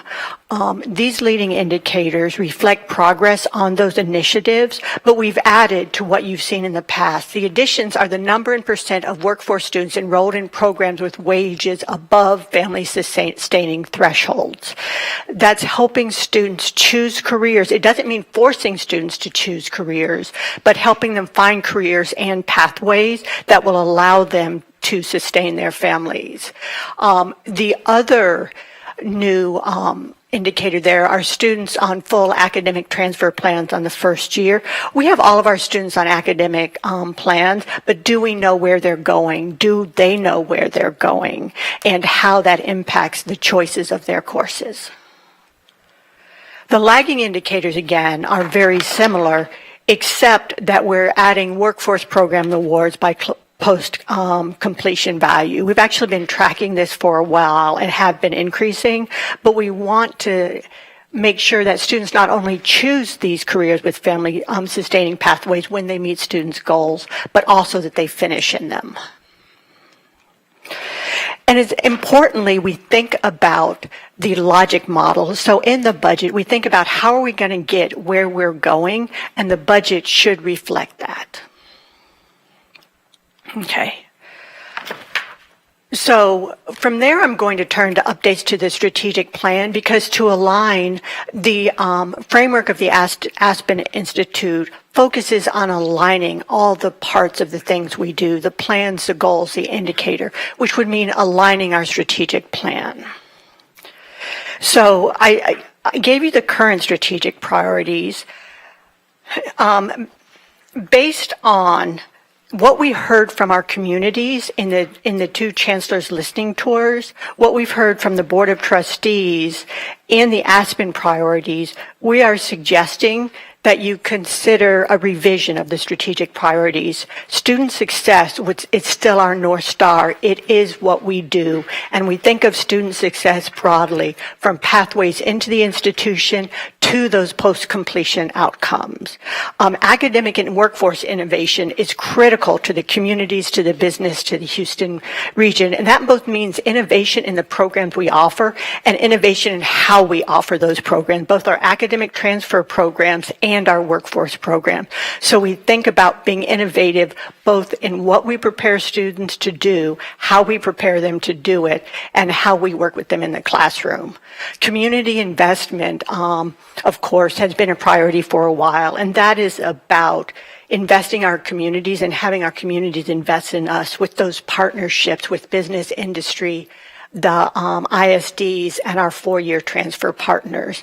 AI leadership prepares us to do our work better, both in and out of the classroom. And finally, college of choice really focuses in what we've heard that our communities need Houston City College to achieve top-tier performance in student outcomes of affordability and operational effectiveness. So that would be the revised set of priorities that we'd like you to consider. Madam Chair? I apologize. May I just ask, I haven't seen, and I apologize if I missed it, any materials about why the Aspen program is structured like this, just really any information from them about what pillars are, and any information that this is evidence-based, kind of a best practices or anything like that. Has something been distributed to us and I haven't seen it? Thanks, Madam Trustee, and of course you are asking an excellent question. We did send the information out, but Aspen also will be meeting with the full board. They initially wanted to meet with 3 of the members of the board to discuss the plan, the proposal. We sent out information to everyone on the board. Information should have been received in your WAB as well. And on, I think it's January meeting, Aspen will be meeting with the full board in a virtual session, as well as additional sessions after that. So yes, we have sent out information on this. Materials that Precisely. explains pillars and Precisely. why they chose Precisely. them. We sent that out. Okay. Absolutely. Thank you. You're Thank you. welcome. I apologize, Oh, Dr. Hurtford. And Could Dr. get Ford more Fisher, information. Get more information. Dr. Ford Fisher, that date is January the 28th. The 28th for the virtual session. Thank you so much. Absolutely. It is evidence-based. It's evidence-based. Sure. Sure. Yeah. Absolutely. We can forward additional material as well. Yeah, absolutely. So ultimately, how do we achieve these goals and serve our students and communities? And here's a framework we've talked about before, which is quality, care, and connection. For us, the quality, care, connection is the what, the how, and the framework for how we want to achieve these priorities. Everything we do should be of the highest quality. We show care to our communities, to our students, to each other, and we connect with a shared purpose. And that unites us in achieving achieving progress towards these strategic priorities. And with that, I'm going to open up for questions, comments, and most importantly, board discussion. Any questions? Yes, Trustee Sheehan. So appreciate y'all pulling this together. And for those who will experience the Aspen Institute discussion later in the month, we had a really insightful discussion when we were when the EC was there in December. Really compelling materials and as we say in the oil and gas industry, a burning platform that'll motivate us to action and to jump off of that thing and take the plunge into the water. My feedback. At first, I looked at slide 18 and was inspired to go and try and rewrite it all. And I found that y'all had everything on there that I wanted. But it goes back to something Trustee Wilson said about the board goals, which is the importance of specificity.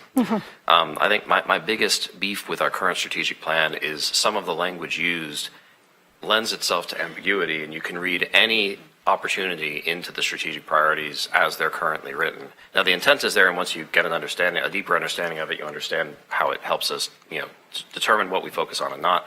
But this is our opportunity, I think, to really hone the specificity of the language so that we're very clear with our institution across this board and with the community exactly what we're prioritizing versus not. So I think the intent is all here. I just think the language is still a little bit general. The other thing that I would really love to see is a broader timeline of how this will percolate into a broader kind of revamp with community input into the strategic plan. Houston has changed so much since this original plan was pulled together. The policy landscape, both at the state and federal level, is totally different. The economy of the city has evolved tremendously. And I think this is a perfect opportunity, especially in line with our institutional rebranding, to really get our arms around what the community wants to see and make sure that going forward, we've got that full meal deal baked in. So seeing a full kind of schedule with how this will play out maybe over the next year or two would be really helpful before we get too much further into it. Perfect. Thank you. Any other questions, comments? No? It was very exciting, so thank you for putting all this together, and I'm sure we're looking forward to it on the 28th as well. So thank you.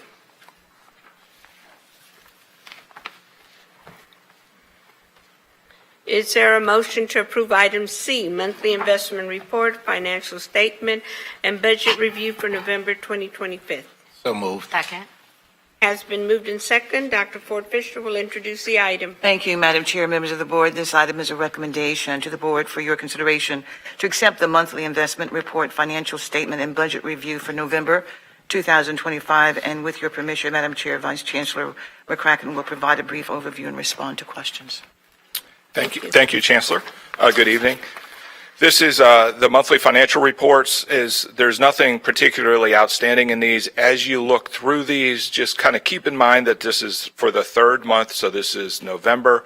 There's still a lot of noise in these numbers as we have some reversals of prepaids that are hitting early, some annual contracts, and then some other expenses that haven't made their way through the system yet. As it stands right now, we still expect to end the fiscal year with an estimate of about 25 million excess revenue. That number continues to be about the same. With that, I'd be happy to answer any particular questions. Trustees, any comments, questions? Yes. The state appropriations, does that include what we are paid for completions? Yes. Okay, and what percentage of completions is that state appropriations? Do we get a standard amount plus completion dollars? What does that percentage look like? So essentially, all of it is coming for meeting those completion benchmarks, right? So those benchmarks you get paid, and those payments come unevenly. And Dawn can tell me the months that they come. I want to say it's October, February, and June. And so it's 50%, 25, I think. So at that 50% mark, we kind of know where we are and where we aren't in terms of funding. Right. My question, the reason why I'm having this question is because with the closure of the U.S. Department of Education, we're going to see a diminished to zero federal dollars committed to colleges. That's the plan. It is not an option. It is the plan. And so we want to make sure that whatever we have, because I think when we went to D.C. last year, I think we possibly could have faced, Chancellor, was it a 50 million? Was it between 38 million or 50 million in a shortfall if the feds decided not to support us? It was going to be a big shortfall. So it's going to be a big shortfall.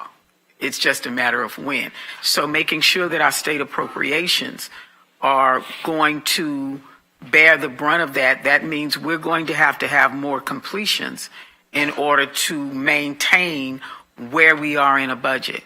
And I'll bring that information back because as policy chair, I will receive the report on what the feds are doing and what they intend to not fund this year.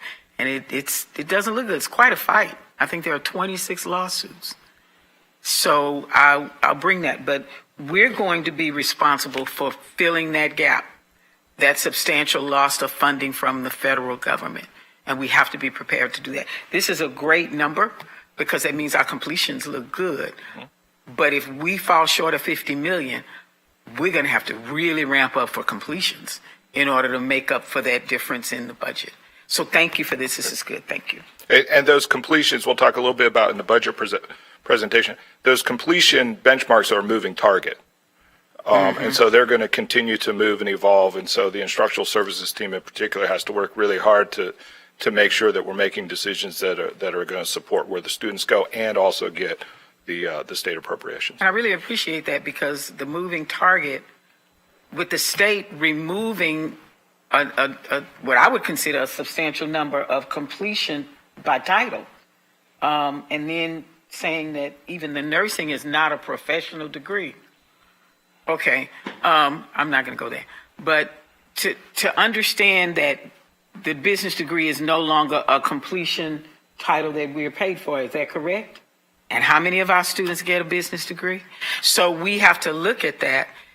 And Texas 2036, as much as they are trying to establish where we're not, what they're not saying is where we absolutely need to be in terms of these completions, because these completions are dependent upon students starting to finish whatever degree plans they have, and they've removed degree plans and they intend to remove more.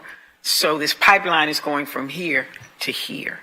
And so this is a very real concern because our state appropriations won't look this good when we look at how many more completion degrees they're not going to allow and they're not going to pay for. How are we going to pay for that? How are we going to help our students make a decision that they can still pursue their plans and their careers and their passions, and we get paid? So this is something that we really have to look for. We really have to take a detailed look at. Thank you. Thank you. Yes, go ahead. Yeah, thank you. Thank you very much for the questions. I would like to say that the Chancellor's Executive Council has been involved in these discussions as well to look at alternative ways to generate additional revenue. And in Mr. McCracken's presentation, he will share some of those strategies that we have in mind for further discussion as well. And we continue to explore because we know that there are other ample opportunities, and we have one plan that we will be bringing back to the board as we look at the formulation of what would be the global online college and what that means for us in terms of our service for the incumbent workers who are with various oil and gas companies, military affiliated associations, and so forth that we partner with generally to be able to take courses with us. So we have discussed that, and we're looking at various means to be able to create that seamless pathway for those students within our community who lack a high school diploma or GED. So you'll hear more about that. Thank you. And in the following month, in February, there's a group from here, from HCC Board, that's going to be traveling to Washington to the Legislative Summit. And when people ask me, well, what are you going to do over there? I said, we always go with our hands out, asking them for, we need more, we need money for our students. And so everything we're hearing is that Department of Education is going to come down to the state. So let's see how much they give us when they do come down to the states. So our task is to go and ask and submit information that we have, how that money has helped our students and why we need to continue to get it. So thank you. And look for those checks that are coming in. Thank you. We're counting on you. Thank you. Okay. Oh, yes, sir. If you take a bigger look at the bigger picture, it's the federal government is starting to squeeze education and the community colleges and turn off the spigot, the money spigot. We're getting less and less money. In the states following suit, they're turning off the spigot of money. So we need to realize what's coming down the pike at us. And today I talked to some people in Austin and I found out that Texas State Technical College is going to be offering a 4-year apprenticeship school. Yeah. I just found out about that today, to compete against the IBEW and that. And we're getting squeezed from all kinds of directions, what my point is, and we need to be real good stewards of what we do with the resources we have here. And we need to take all of that into mind, and we need to allocate it into the best potential for this school. So, all of what Trustee Venable Stahl has said is,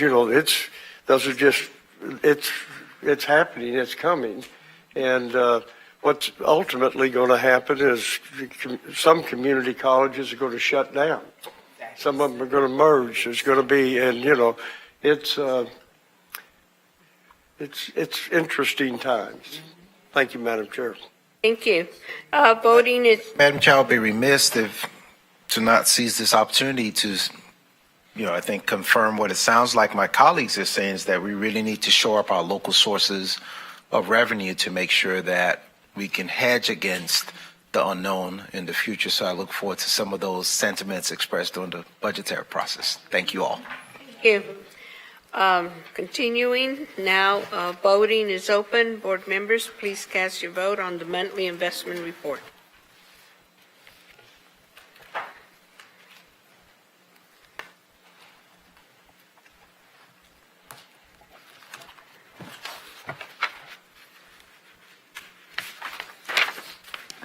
Voting has concluded. The motion passed with a vote of 7-0. Thank you. We will move to item D, budget workshop number 2, overview of fiscal year 2027 operating budget. This is a report item. No action is required. Dr. Ford Fisher will introduce the item. Thank you, Madam Chair, members of the board. This is a discussion item for review of preliminary operating, auxiliary, restricted, and capital and technology budgets for fiscal year 26-27. And with your permission, once again, Madam Chair, Vice Chancellor McCracken will provide an overview and respond to questions. Mr. McCracken. Thank you, Chancellor. So this is budget workshop number 2. And just in terms of where we're at in the budget process, we're in January. So the idea here is to give you a picture of what the final numbers look like, although all of the numbers are preliminary. So what we're trying to avoid is a situation where we're making decisions along the way, but we don't kind of see what the impact is on the overall budget. And so we're trying to get to that today so that we can get some feedback on that as we continue the process of refining what is all the details behind some of the expense sides. In February, we will be coming back with the tuition and fees schedule. That has to be approved in February so that we can post it in our system when early registration opens for fall semester in April. And so that's the reasoning for that timeline. As it stands now, we're not expecting to see any significant changes in tuition and fees coming through as we interpret the guiding principles about maintaining affordable tuition and fees, so we're not projecting any increases in that area. We're also going to talk about what the tax rate would look like if we keep it at the voter approval rate, which would be the 8%, and then we've updated some of the financial projections in terms of revenues. We also did a walkthrough, skipping through some of this, in terms of state appropriations and how that comes out. What we are projecting in this preliminary budget is what for FY27 is where we expect to end FY26. So while we continue to expect to make some improvements, we're also seeing that there are going to be some changes. So where we have things that are coming out of performance-based funding, we see that overall we're just projecting that as a wash. FY27 or FY26 is currently projected to come out ahead of what we had originally budgeted. And so we're continuing just kind of at that level. We took a look at dual credit, the rates that our large urban peers are charging both in district and out of district. You see those there. We also did a dual credit program cost analysis. I've heard this conversation for several years around dual credit and how that works. And when you look at the tuition and fees assessed and then you back out the waivers, the net tuition number is really very small. It's basically some out of district tuition for dual credit. And when we layer in the cost for FY25, what we see is that it was actually a net positive, from a financial perspective for the school. And primarily that relates to the improvements in earning those completion dollars in state funding, right? So we're still doing the waivers for dual credit. We're still relatively low in terms of tuition and fees net coming out of that. But because we're getting more state appropriations, including the FAST funding, we're actually ending up as a net positive from a financial perspective with that growth from dual credit. Can you quantify that net positive? Just some Yeah. scale? So program contribution, when we gross is about 11.2 million. When we factor in kind of administrative overhead and all of those unallocated costs that we have, right, that are distributed across the system, is about 2.9. About a 25% return, essentially, if we were. Yes. Yeah.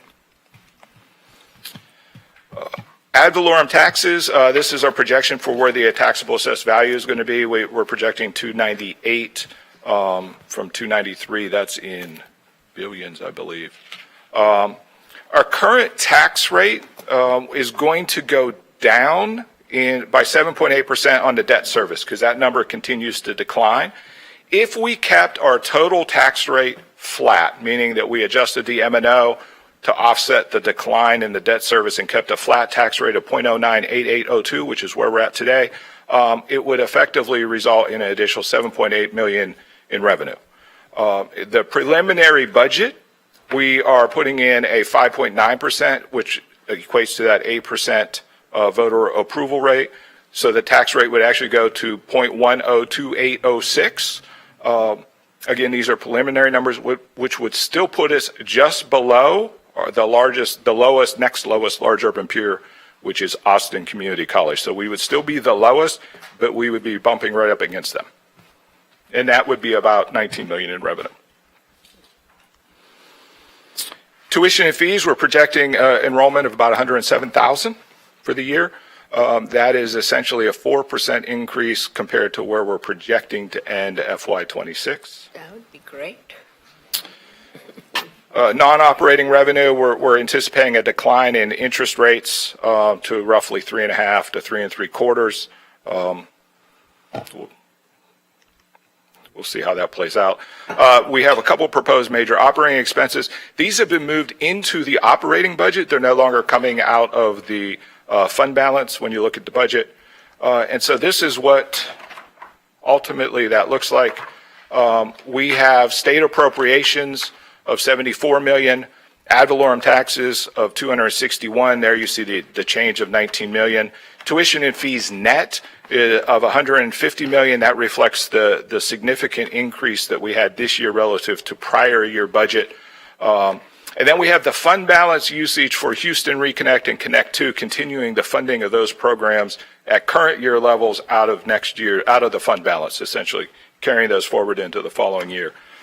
The salaries and expenses lines, the salaries include an increase in the number of faculty in particular, and in particular part-time faculty, to support the increase in students.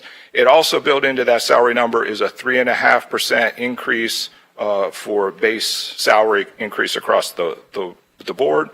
You see the IT infrastructure and deferred maintenance. The deferred maintenance number we have at 15 million. We know that is less than the total deferred maintenance need, but it is a sustained number that allows us to continue with the work at a kind of a regular rhythm. If available funds become available that can be allocated to that during the course of the year, we can add those to that, but 15 lets us keep kind of the engine running of continuing that work. And then we have known commitments. So these are things that we've already committed to do.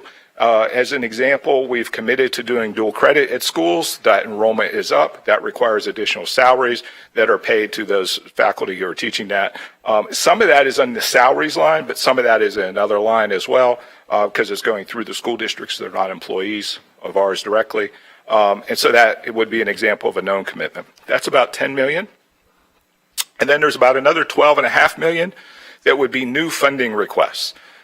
What the CEC is working through as we speak and will continue for the next couple of months is to take both those known commitments and those new funding requests and refine and hone and narrow those down. But this is kind of giving us the large framework for where those fit. Non-operating budgets. I'm going to go through these pretty quickly. These are auxiliary budgets. So this is generally your leasing revenue and commissions. And this also includes some of the student activity fees, student athletics, those type of activities. Your restricted budget, this is where your grant money is flowing through. Your capital and technology plan, so you have some transfers in from the operating budget, and then there's also some fees in here, that's the student technology fees, et cetera, that are going into this line. And then we do a little bit of a breakout of the technology replacement plan. When you add those together, you're at about 9.2 million. And with that, there's some appendix material as for reference as well. But with that, I'd be happy to answer any questions. Trustees, any questions? Anyone on this side? Yes, sir.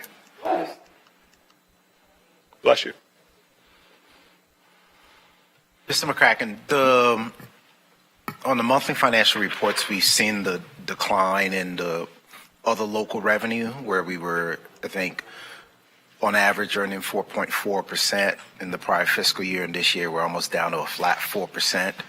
Right. Are there any opportunities? I think the last Fed rate cut was in December, and I think they've expressed there's nothing that's likely to happen. I know it's not exactly what pegs the treasuries, but it's roughly the guideline. Are there opportunities for us to try to re-lock in with some of the, cash equivalent investments that we've made to try to lock that in so that at least we enjoy that run as much as we can? It's certainly something we can look into and are looking into. In terms of cash balances, we're really at the low point of the year in terms of, because we haven't received in the bulk of our tax receipts yet. And so at this point, there's not a lot of additional money that can be rolled into longer term investments without violating kind of that day's cash on hand where we have to stay 100. We have some room in there, but not a ton of room. If it holds into January, February, you start to have some more room where you can extend out some of those. Yeah, I think that would just be helpful. Property taxes are due at the end of the month. I don't know how quickly it gets to our coffers, but hopefully by February, they should start coming in. More. Anyway, thanks.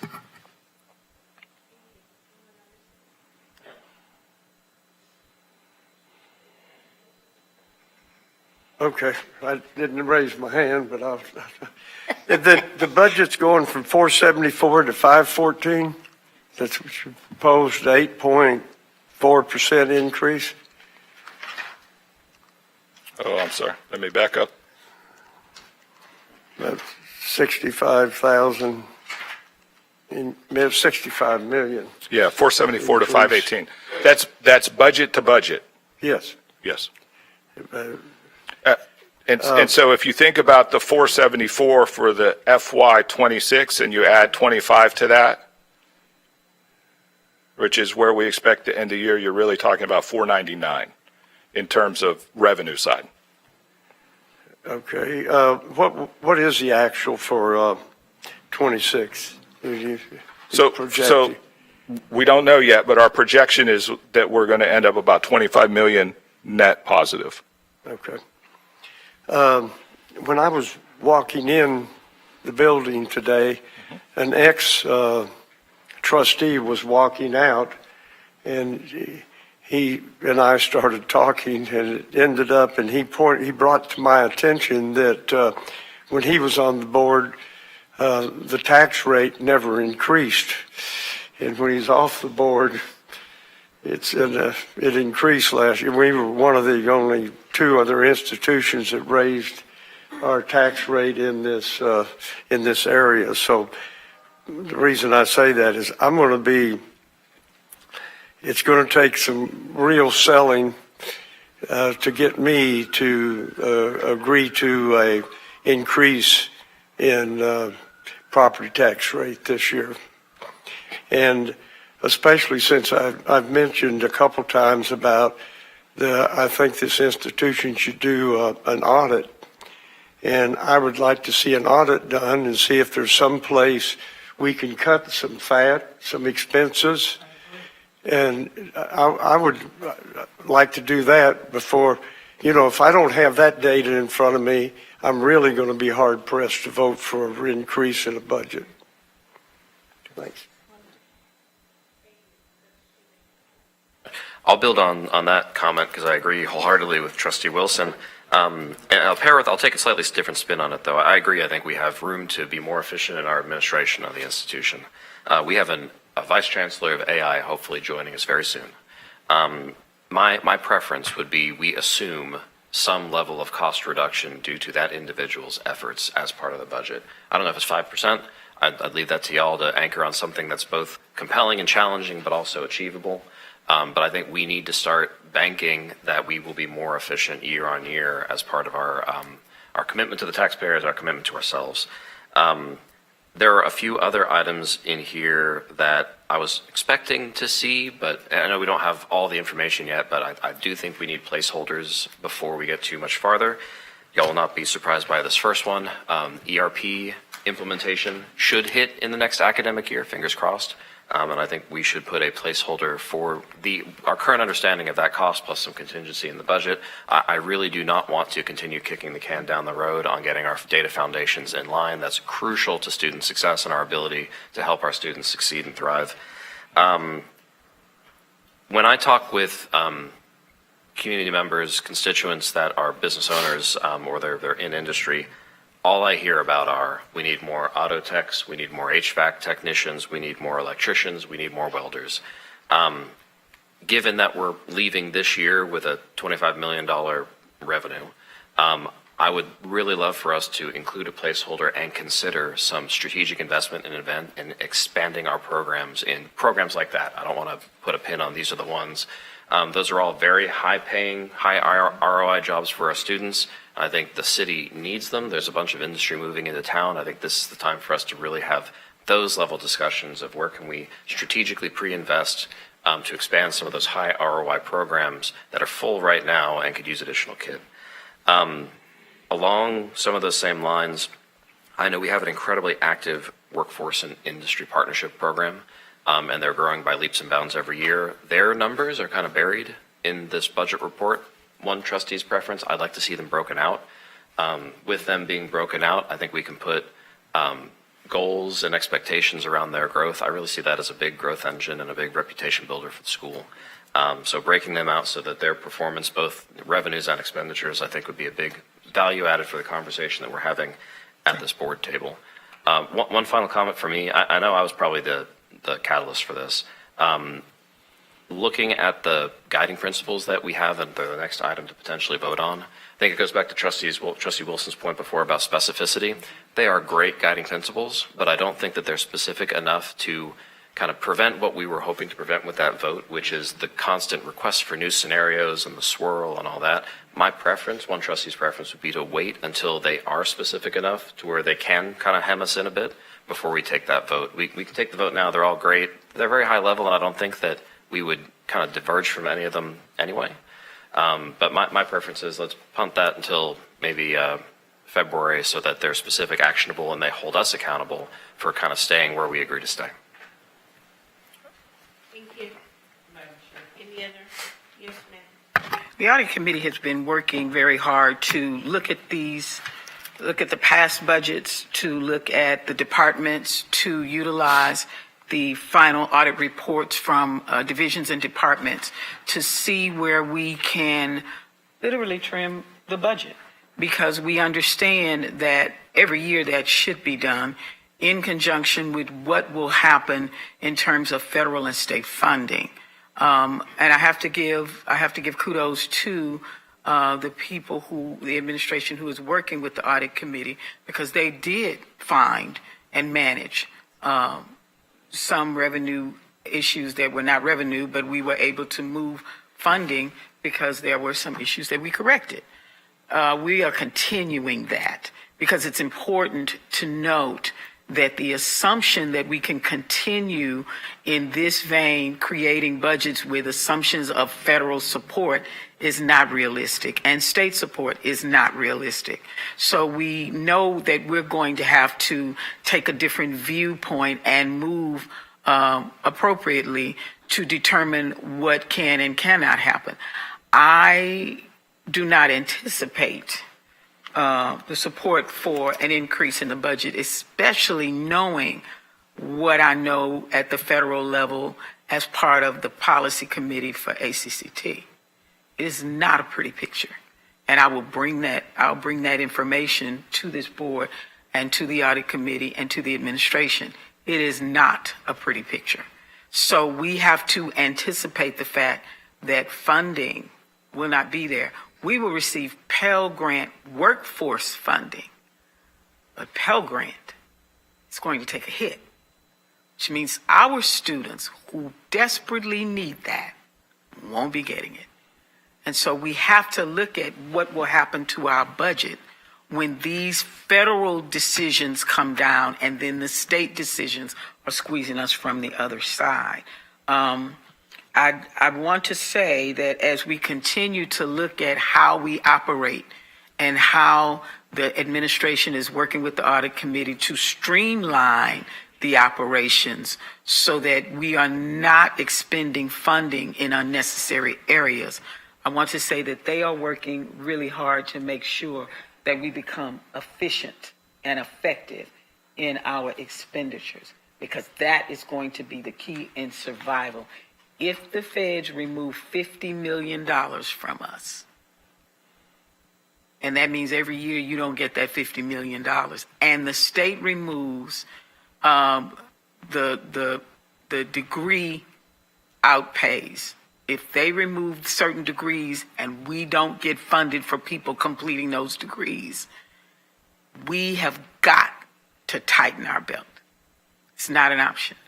With workforce, I agree, there were 4, maybe 5 people for the whole system that are pushing the workforce effort and increasing dramatically the number of people that are doing the actual skills and trades. How does that happen? How do you put that much work on 4 or 5 people and they still got the work done? It is literally making bricks without straw. And if we look at 47 advisors and no outreach, or you're looking at 2 or 3 people who are pushing outreach as best they can, we've got to look at a different way or a better way of utilizing our current personnel and adding in the right areas so that we can dramatically increase those certifications, so we can dramatically increase our state appropriations. So the audit committee will be very busy in looking at that and streamlining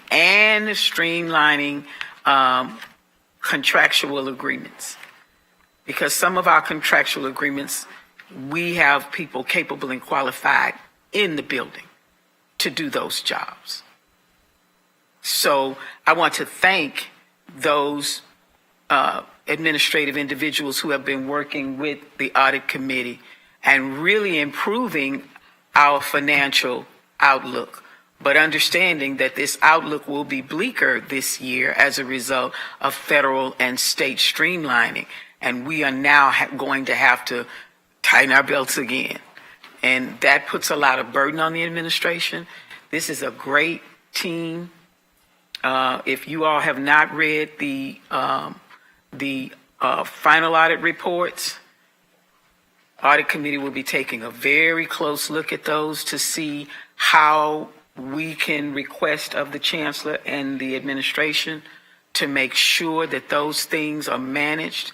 We do not have a magic wand, and we look at our fund balance, and we think that's a big pool of money until the feds decide to not fund us. That means the worst thing that could happen is people have to lose their jobs for us to balance this budget. So thank you, and thank you to Terry Corrigan for working with the audit committee to pull together a budget system that we actually can understand and follow, and showing us where we are having revenue versus loss, because we didn't see that before. And thank you for risk, showing us where the risk is, because we were bleeding money in risk management. So thank you for that, and we look forward to our next month for review, because I think that this is really helpful. Thank you, Madam Chair. Madam Chair. Sorry, just something quick. I really like the idea of an audit. I know several years ago, Legislative Budget Board was able to work with HISD. They had a special program where they do an audit, and they say you could be doing this better, you could be cutting here and there. I would like, I am loath to spend $100,000 plus on something like that, but if it can pay off in the cost benefit, that'd be great. If they were state, or maybe Aspen could recommend somebody that we respect, that does this work consistently, so we're not creating things from the ground up and explaining to them what a community college is and does and that sort of thing. But probably not McKinsey or anything like that, but just somebody good who's reliable, who can tell us your departments need reshifting, or the things that an audit would tell us. That supports the good work that Trustee Vanderbilt Stalwart is doing with regard to the financial audits in the audit committee. So I would like to start looking at that as well. I think that would be, this is the time to do it. I think that's great. We need an audit. Thank you. If may I make a comment, just to build on some of what I've heard. The ERP system, I just want to echo that can't be understated in terms of efficiency, in terms of how we get our work done. We currently have 3 essentially distinct systems, one with student data, one with people data, HR data, and one with finance data.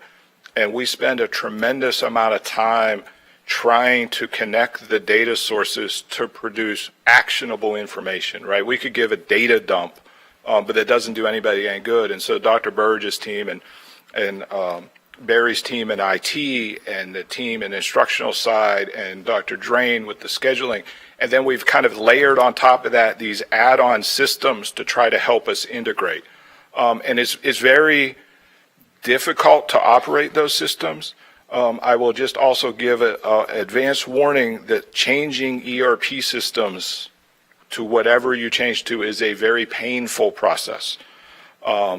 And there will be much wailing and gnashing of teeth as we struggle to upgrade and change those systems over. But there are conversations happening in terms of driving that conversation forward. I know that the new Chief AI Transformation Officer is going to be an integral part of that. The reality is without good data systems, AI is very hard to implement at scale, right? And these tools are going to be built into the existing, the platforms that we utilize far more than we're going to build our own kind of around our data structure. And so updating that, I think, is a great point. And I think it will help us achieve those other goals. On the tax side, we're in a little bit, we have three sources of revenue, right? We have tuition and fees. Yes. You know, we just heard how the federal impact can impact that, right, particularly through Pell Grants. We have local taxes, and we have state appropriations. Those are really our options. The other stuff is a little bit miscellaneous around the edges. And so if you're talking about state funding decreasing and you're talking about federal funding, which is going to impact tuition and fees, and you don't change tuition and fees, then that really leaves a combination of severe cost cutting and local taxes, which we know isn't palatable, right? And so we're trying to balance those to the extent that we can, and not hit too heavily in one bucket. And so that's where this feedback's really helpful for us, so we can kind of, as some would say, sharpen the pencil and find out where we can hit that sweet spot. Thank you for your presentation. Is there a motion to approve item E, approval of FY 2027 budget guiding principles? So moved. Has been moved and seconded. Dr. Ford Fisher will introduce the item. Thank you, Madam Chair. Members of the board, this item is a recommendation for your consideration for approval of the fiscal year 2027 guiding principles. And with your permission, Madam Chair, Vice Chancellor McCracken will provide an overview and respond to questions. Mr. McCracken. Thank you, Chancellor. Did we give you a chance to get a sip of water before you continue? Hopefully I don't have to say too many words. So these are the guiding principles we presented last month, and then in the budget slide deck we just talked about. What you just saw in that budget presentation is our interpretation of what these principles mean. And so to the extent that we missed the mark, or weren't specific enough and that needs to tweak it, we really essentially need that feedback so that we don't end up working through and creating a budget that we bring back to you that you say, this isn't the direction we need to go. And so this was, I'm not sure how we ended up that one. But so these guiding principles, there we go. Let's try again. But the guiding principles that were, my clicker broke. It might be user error on my part, but that's okay. So the guiding principles, I'm just going to go through them very quickly. So we have alignment with our strategic priorities. There we go. Our institutional annual priorities and the mitigation of significant risk. So we heard a little bit of discussion about each of those. The maintain competitive tax rate, we interpret it as A, don't go above the 8%, and B, stay lower than any of our large urban peers. And so that's what we've tried to accomplish with that. The next one about maintain affordable tuition and fees, we are interpreting as essentially maintain tuition and fees at the level that they currently are. And the contingency planning is just a caveat in there to know that we have some levers that we can pull to cut during the course of a year. So if we overshoot on a revenue projection, we're going to be able to see that that's going to fall short with projections, and we can pull some levers to pull back spending. Quite frankly, we have more difficulty doing the opposite, which is when we undershoot and are ending up with excess revenue of getting that spent quickly, but we are planning some budget amendments for this current fiscal year to try to address that. And so that's what we're asking for in terms of is this what the board wants? And what we just showed you was essentially our interpretation of this.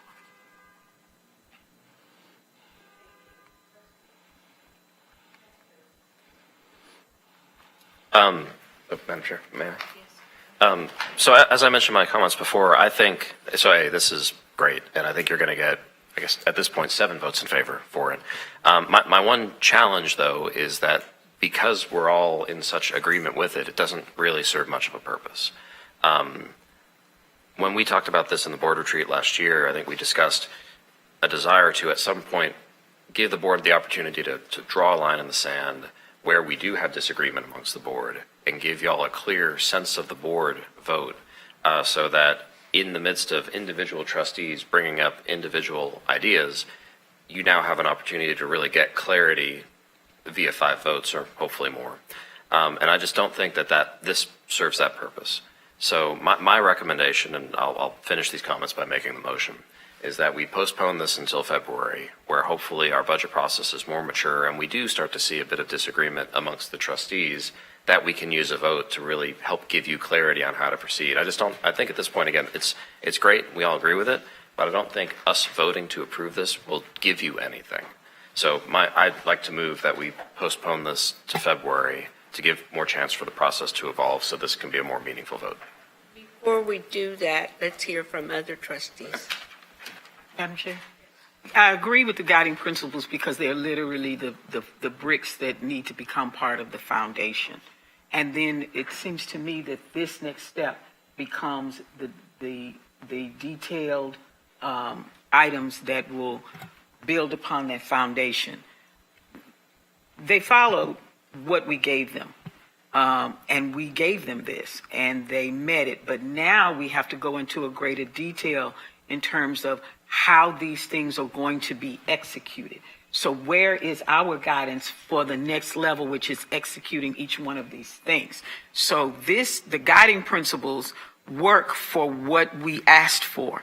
Now we have to get together as a board and ask for the next level. What is the next level on these guiding principles? Where are they going? What do we expect to see? I like maintaining affordable tuition and fees because we already know students are not going to be able to afford an increase. So we know that. But some of the others, you're right. We need that next level of detail to give it back to the administration so that they can come up with some clear strategies to execute what we expect. So I would like to vote on this, but I'd like to see that next level, and that next level is what we need to tell them we want to see next. Madam Chair, yeah, I'll second the motion for Trustee Cheevan.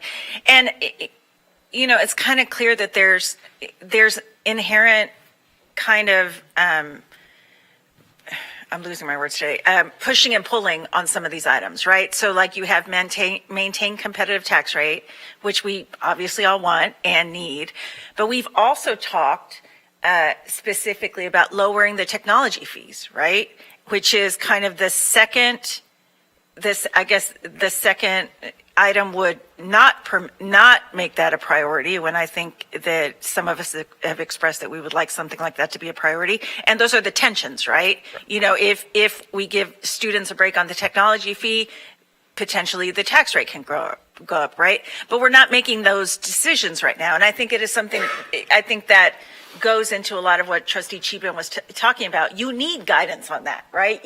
You cannot meet these goals without us having that conversation about if we want to, go down Austin Community College's path, who has a trial program on free tuition, right? If we want to really push that for our students, or maybe in some careers like nursing or whatever we want, there's going to be tension on the tax rate.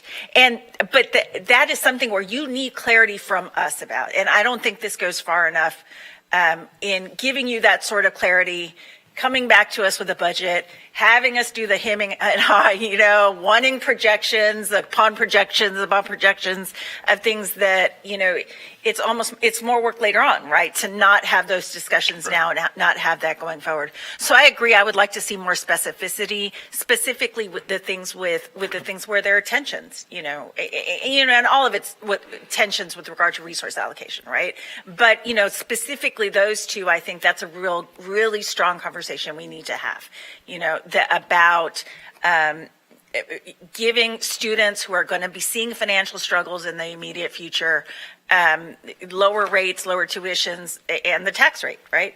So I agree. That just to me stood out as an example of where we need to have some of those difficult conversations before we agree to the principles. Okay.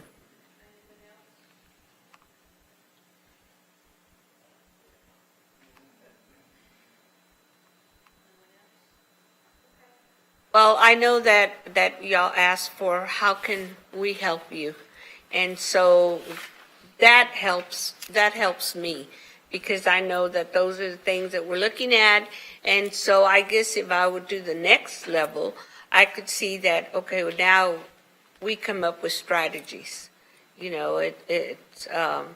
so I guess is that what you're thinking about is if the next level would be for strategies?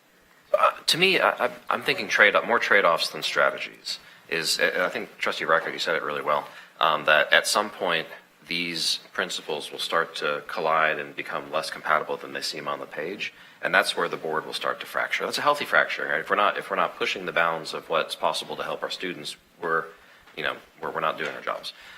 So we will get to a point where Mr. McCracken and the administration are getting different opinions and confusing opinions from us, and that's when a vote by the board can really provide clarity. I just don't think we're there yet. I do appreciate y'all being responsive to the feedback and packaging this together, and I think it's a great distillation of where we're at now. I just don't think we're ready for a vote to have meaning that would ultimately help you kind of plow through what the planning and finance team experienced last year. So, okay. Well,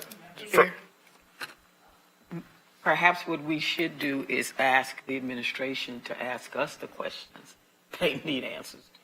We always kind of throw things out, and then they attempt to resolve, and then we don't give them the answers they need. Let them ask we give them this, but let them ask the right questions. And then that way we can go back as a board and say, okay, they asked this question or this question. Here's what we meant. So let the guiding principles be, let us use these, even if we don't vote on them.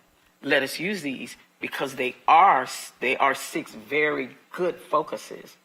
But let them ask us the questions.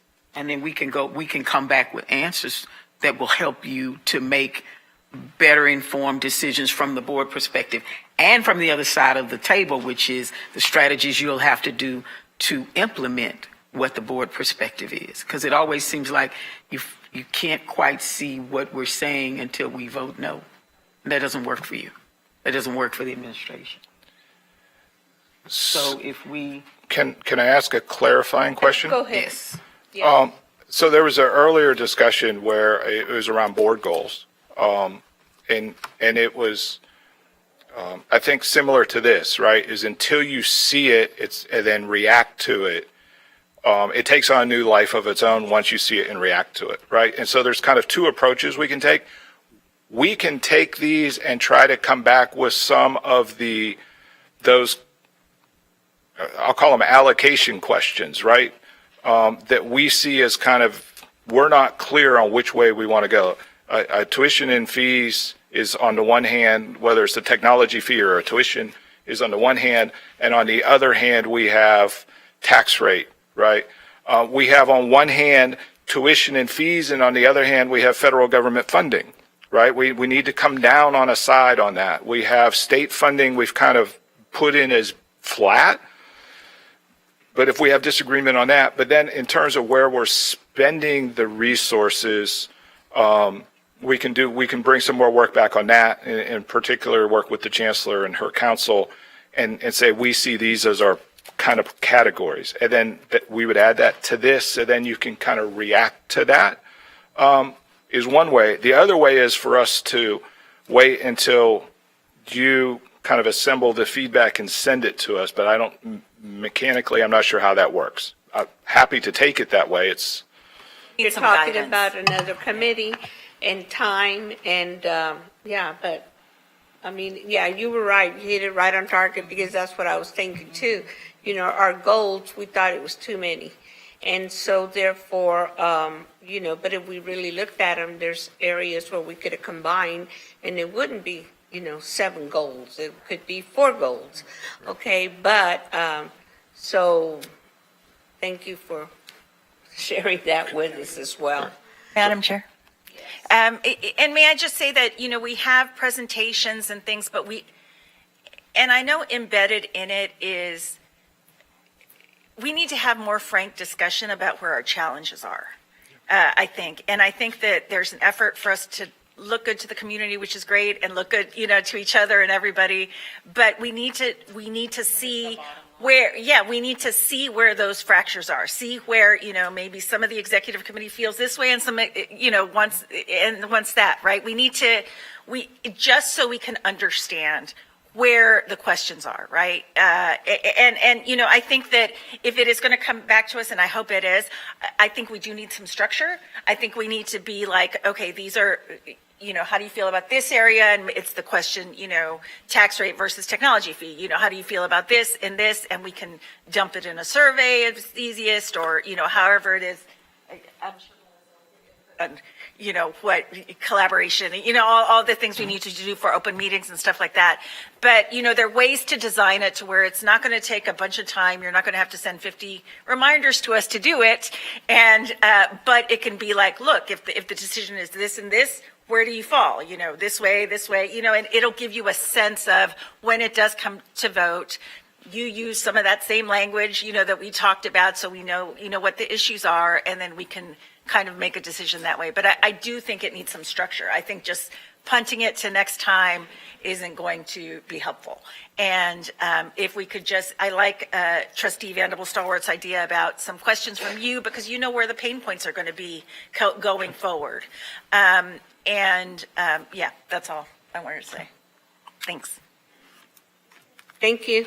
So then, Madam Chair, we'll. I just go ahead. think I've been listening, which I like to do, and seeing especially what my colleagues think and say. But I think in the end, we have to make sure that we don't create a bottleneck, and that it's about efficiency, and it's making sure that in the end, our CFO is able to do his job in creating this budget. And so I like the idea of a survey or a way for you to do this that is going to be focused on efficiency, so that you get what you need, you create what you need, and bring us based on our input. So I just want to make sure we remember that in the end, we don't want a bottleneck. We don't want, everyone going at him with all these emails versus some kind of structure, whatever that may be, whether it's a survey or questions open, however you want to do that. But you need to think about that. We'll do. We'll make it work. Because we have a timeline too, that all of this has to happen by June. So, And so technol- that's on us. That's on us. I And just want them to tuition and know fees that decision really is a all these ideas February. are great, but it's on us. And you said that it's in February. Madam and we Chair, have to do can the- you repeat that? And tuition and fees decision really needs to be made in February. Yep. Right.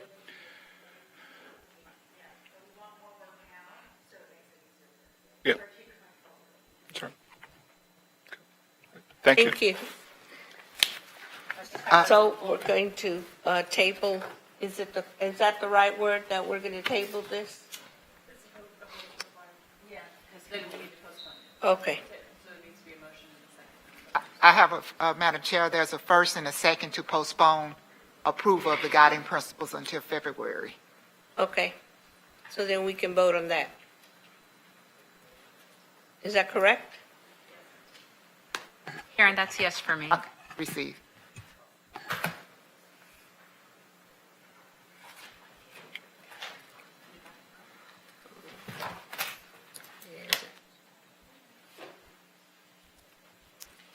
Voting has concluded. The motion passed with a vote of 7-0.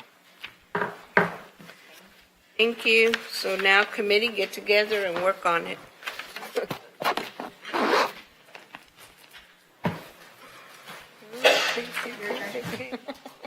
The meeting of the committee as a whole is now adjourned at 5:23 p.m. Thank you.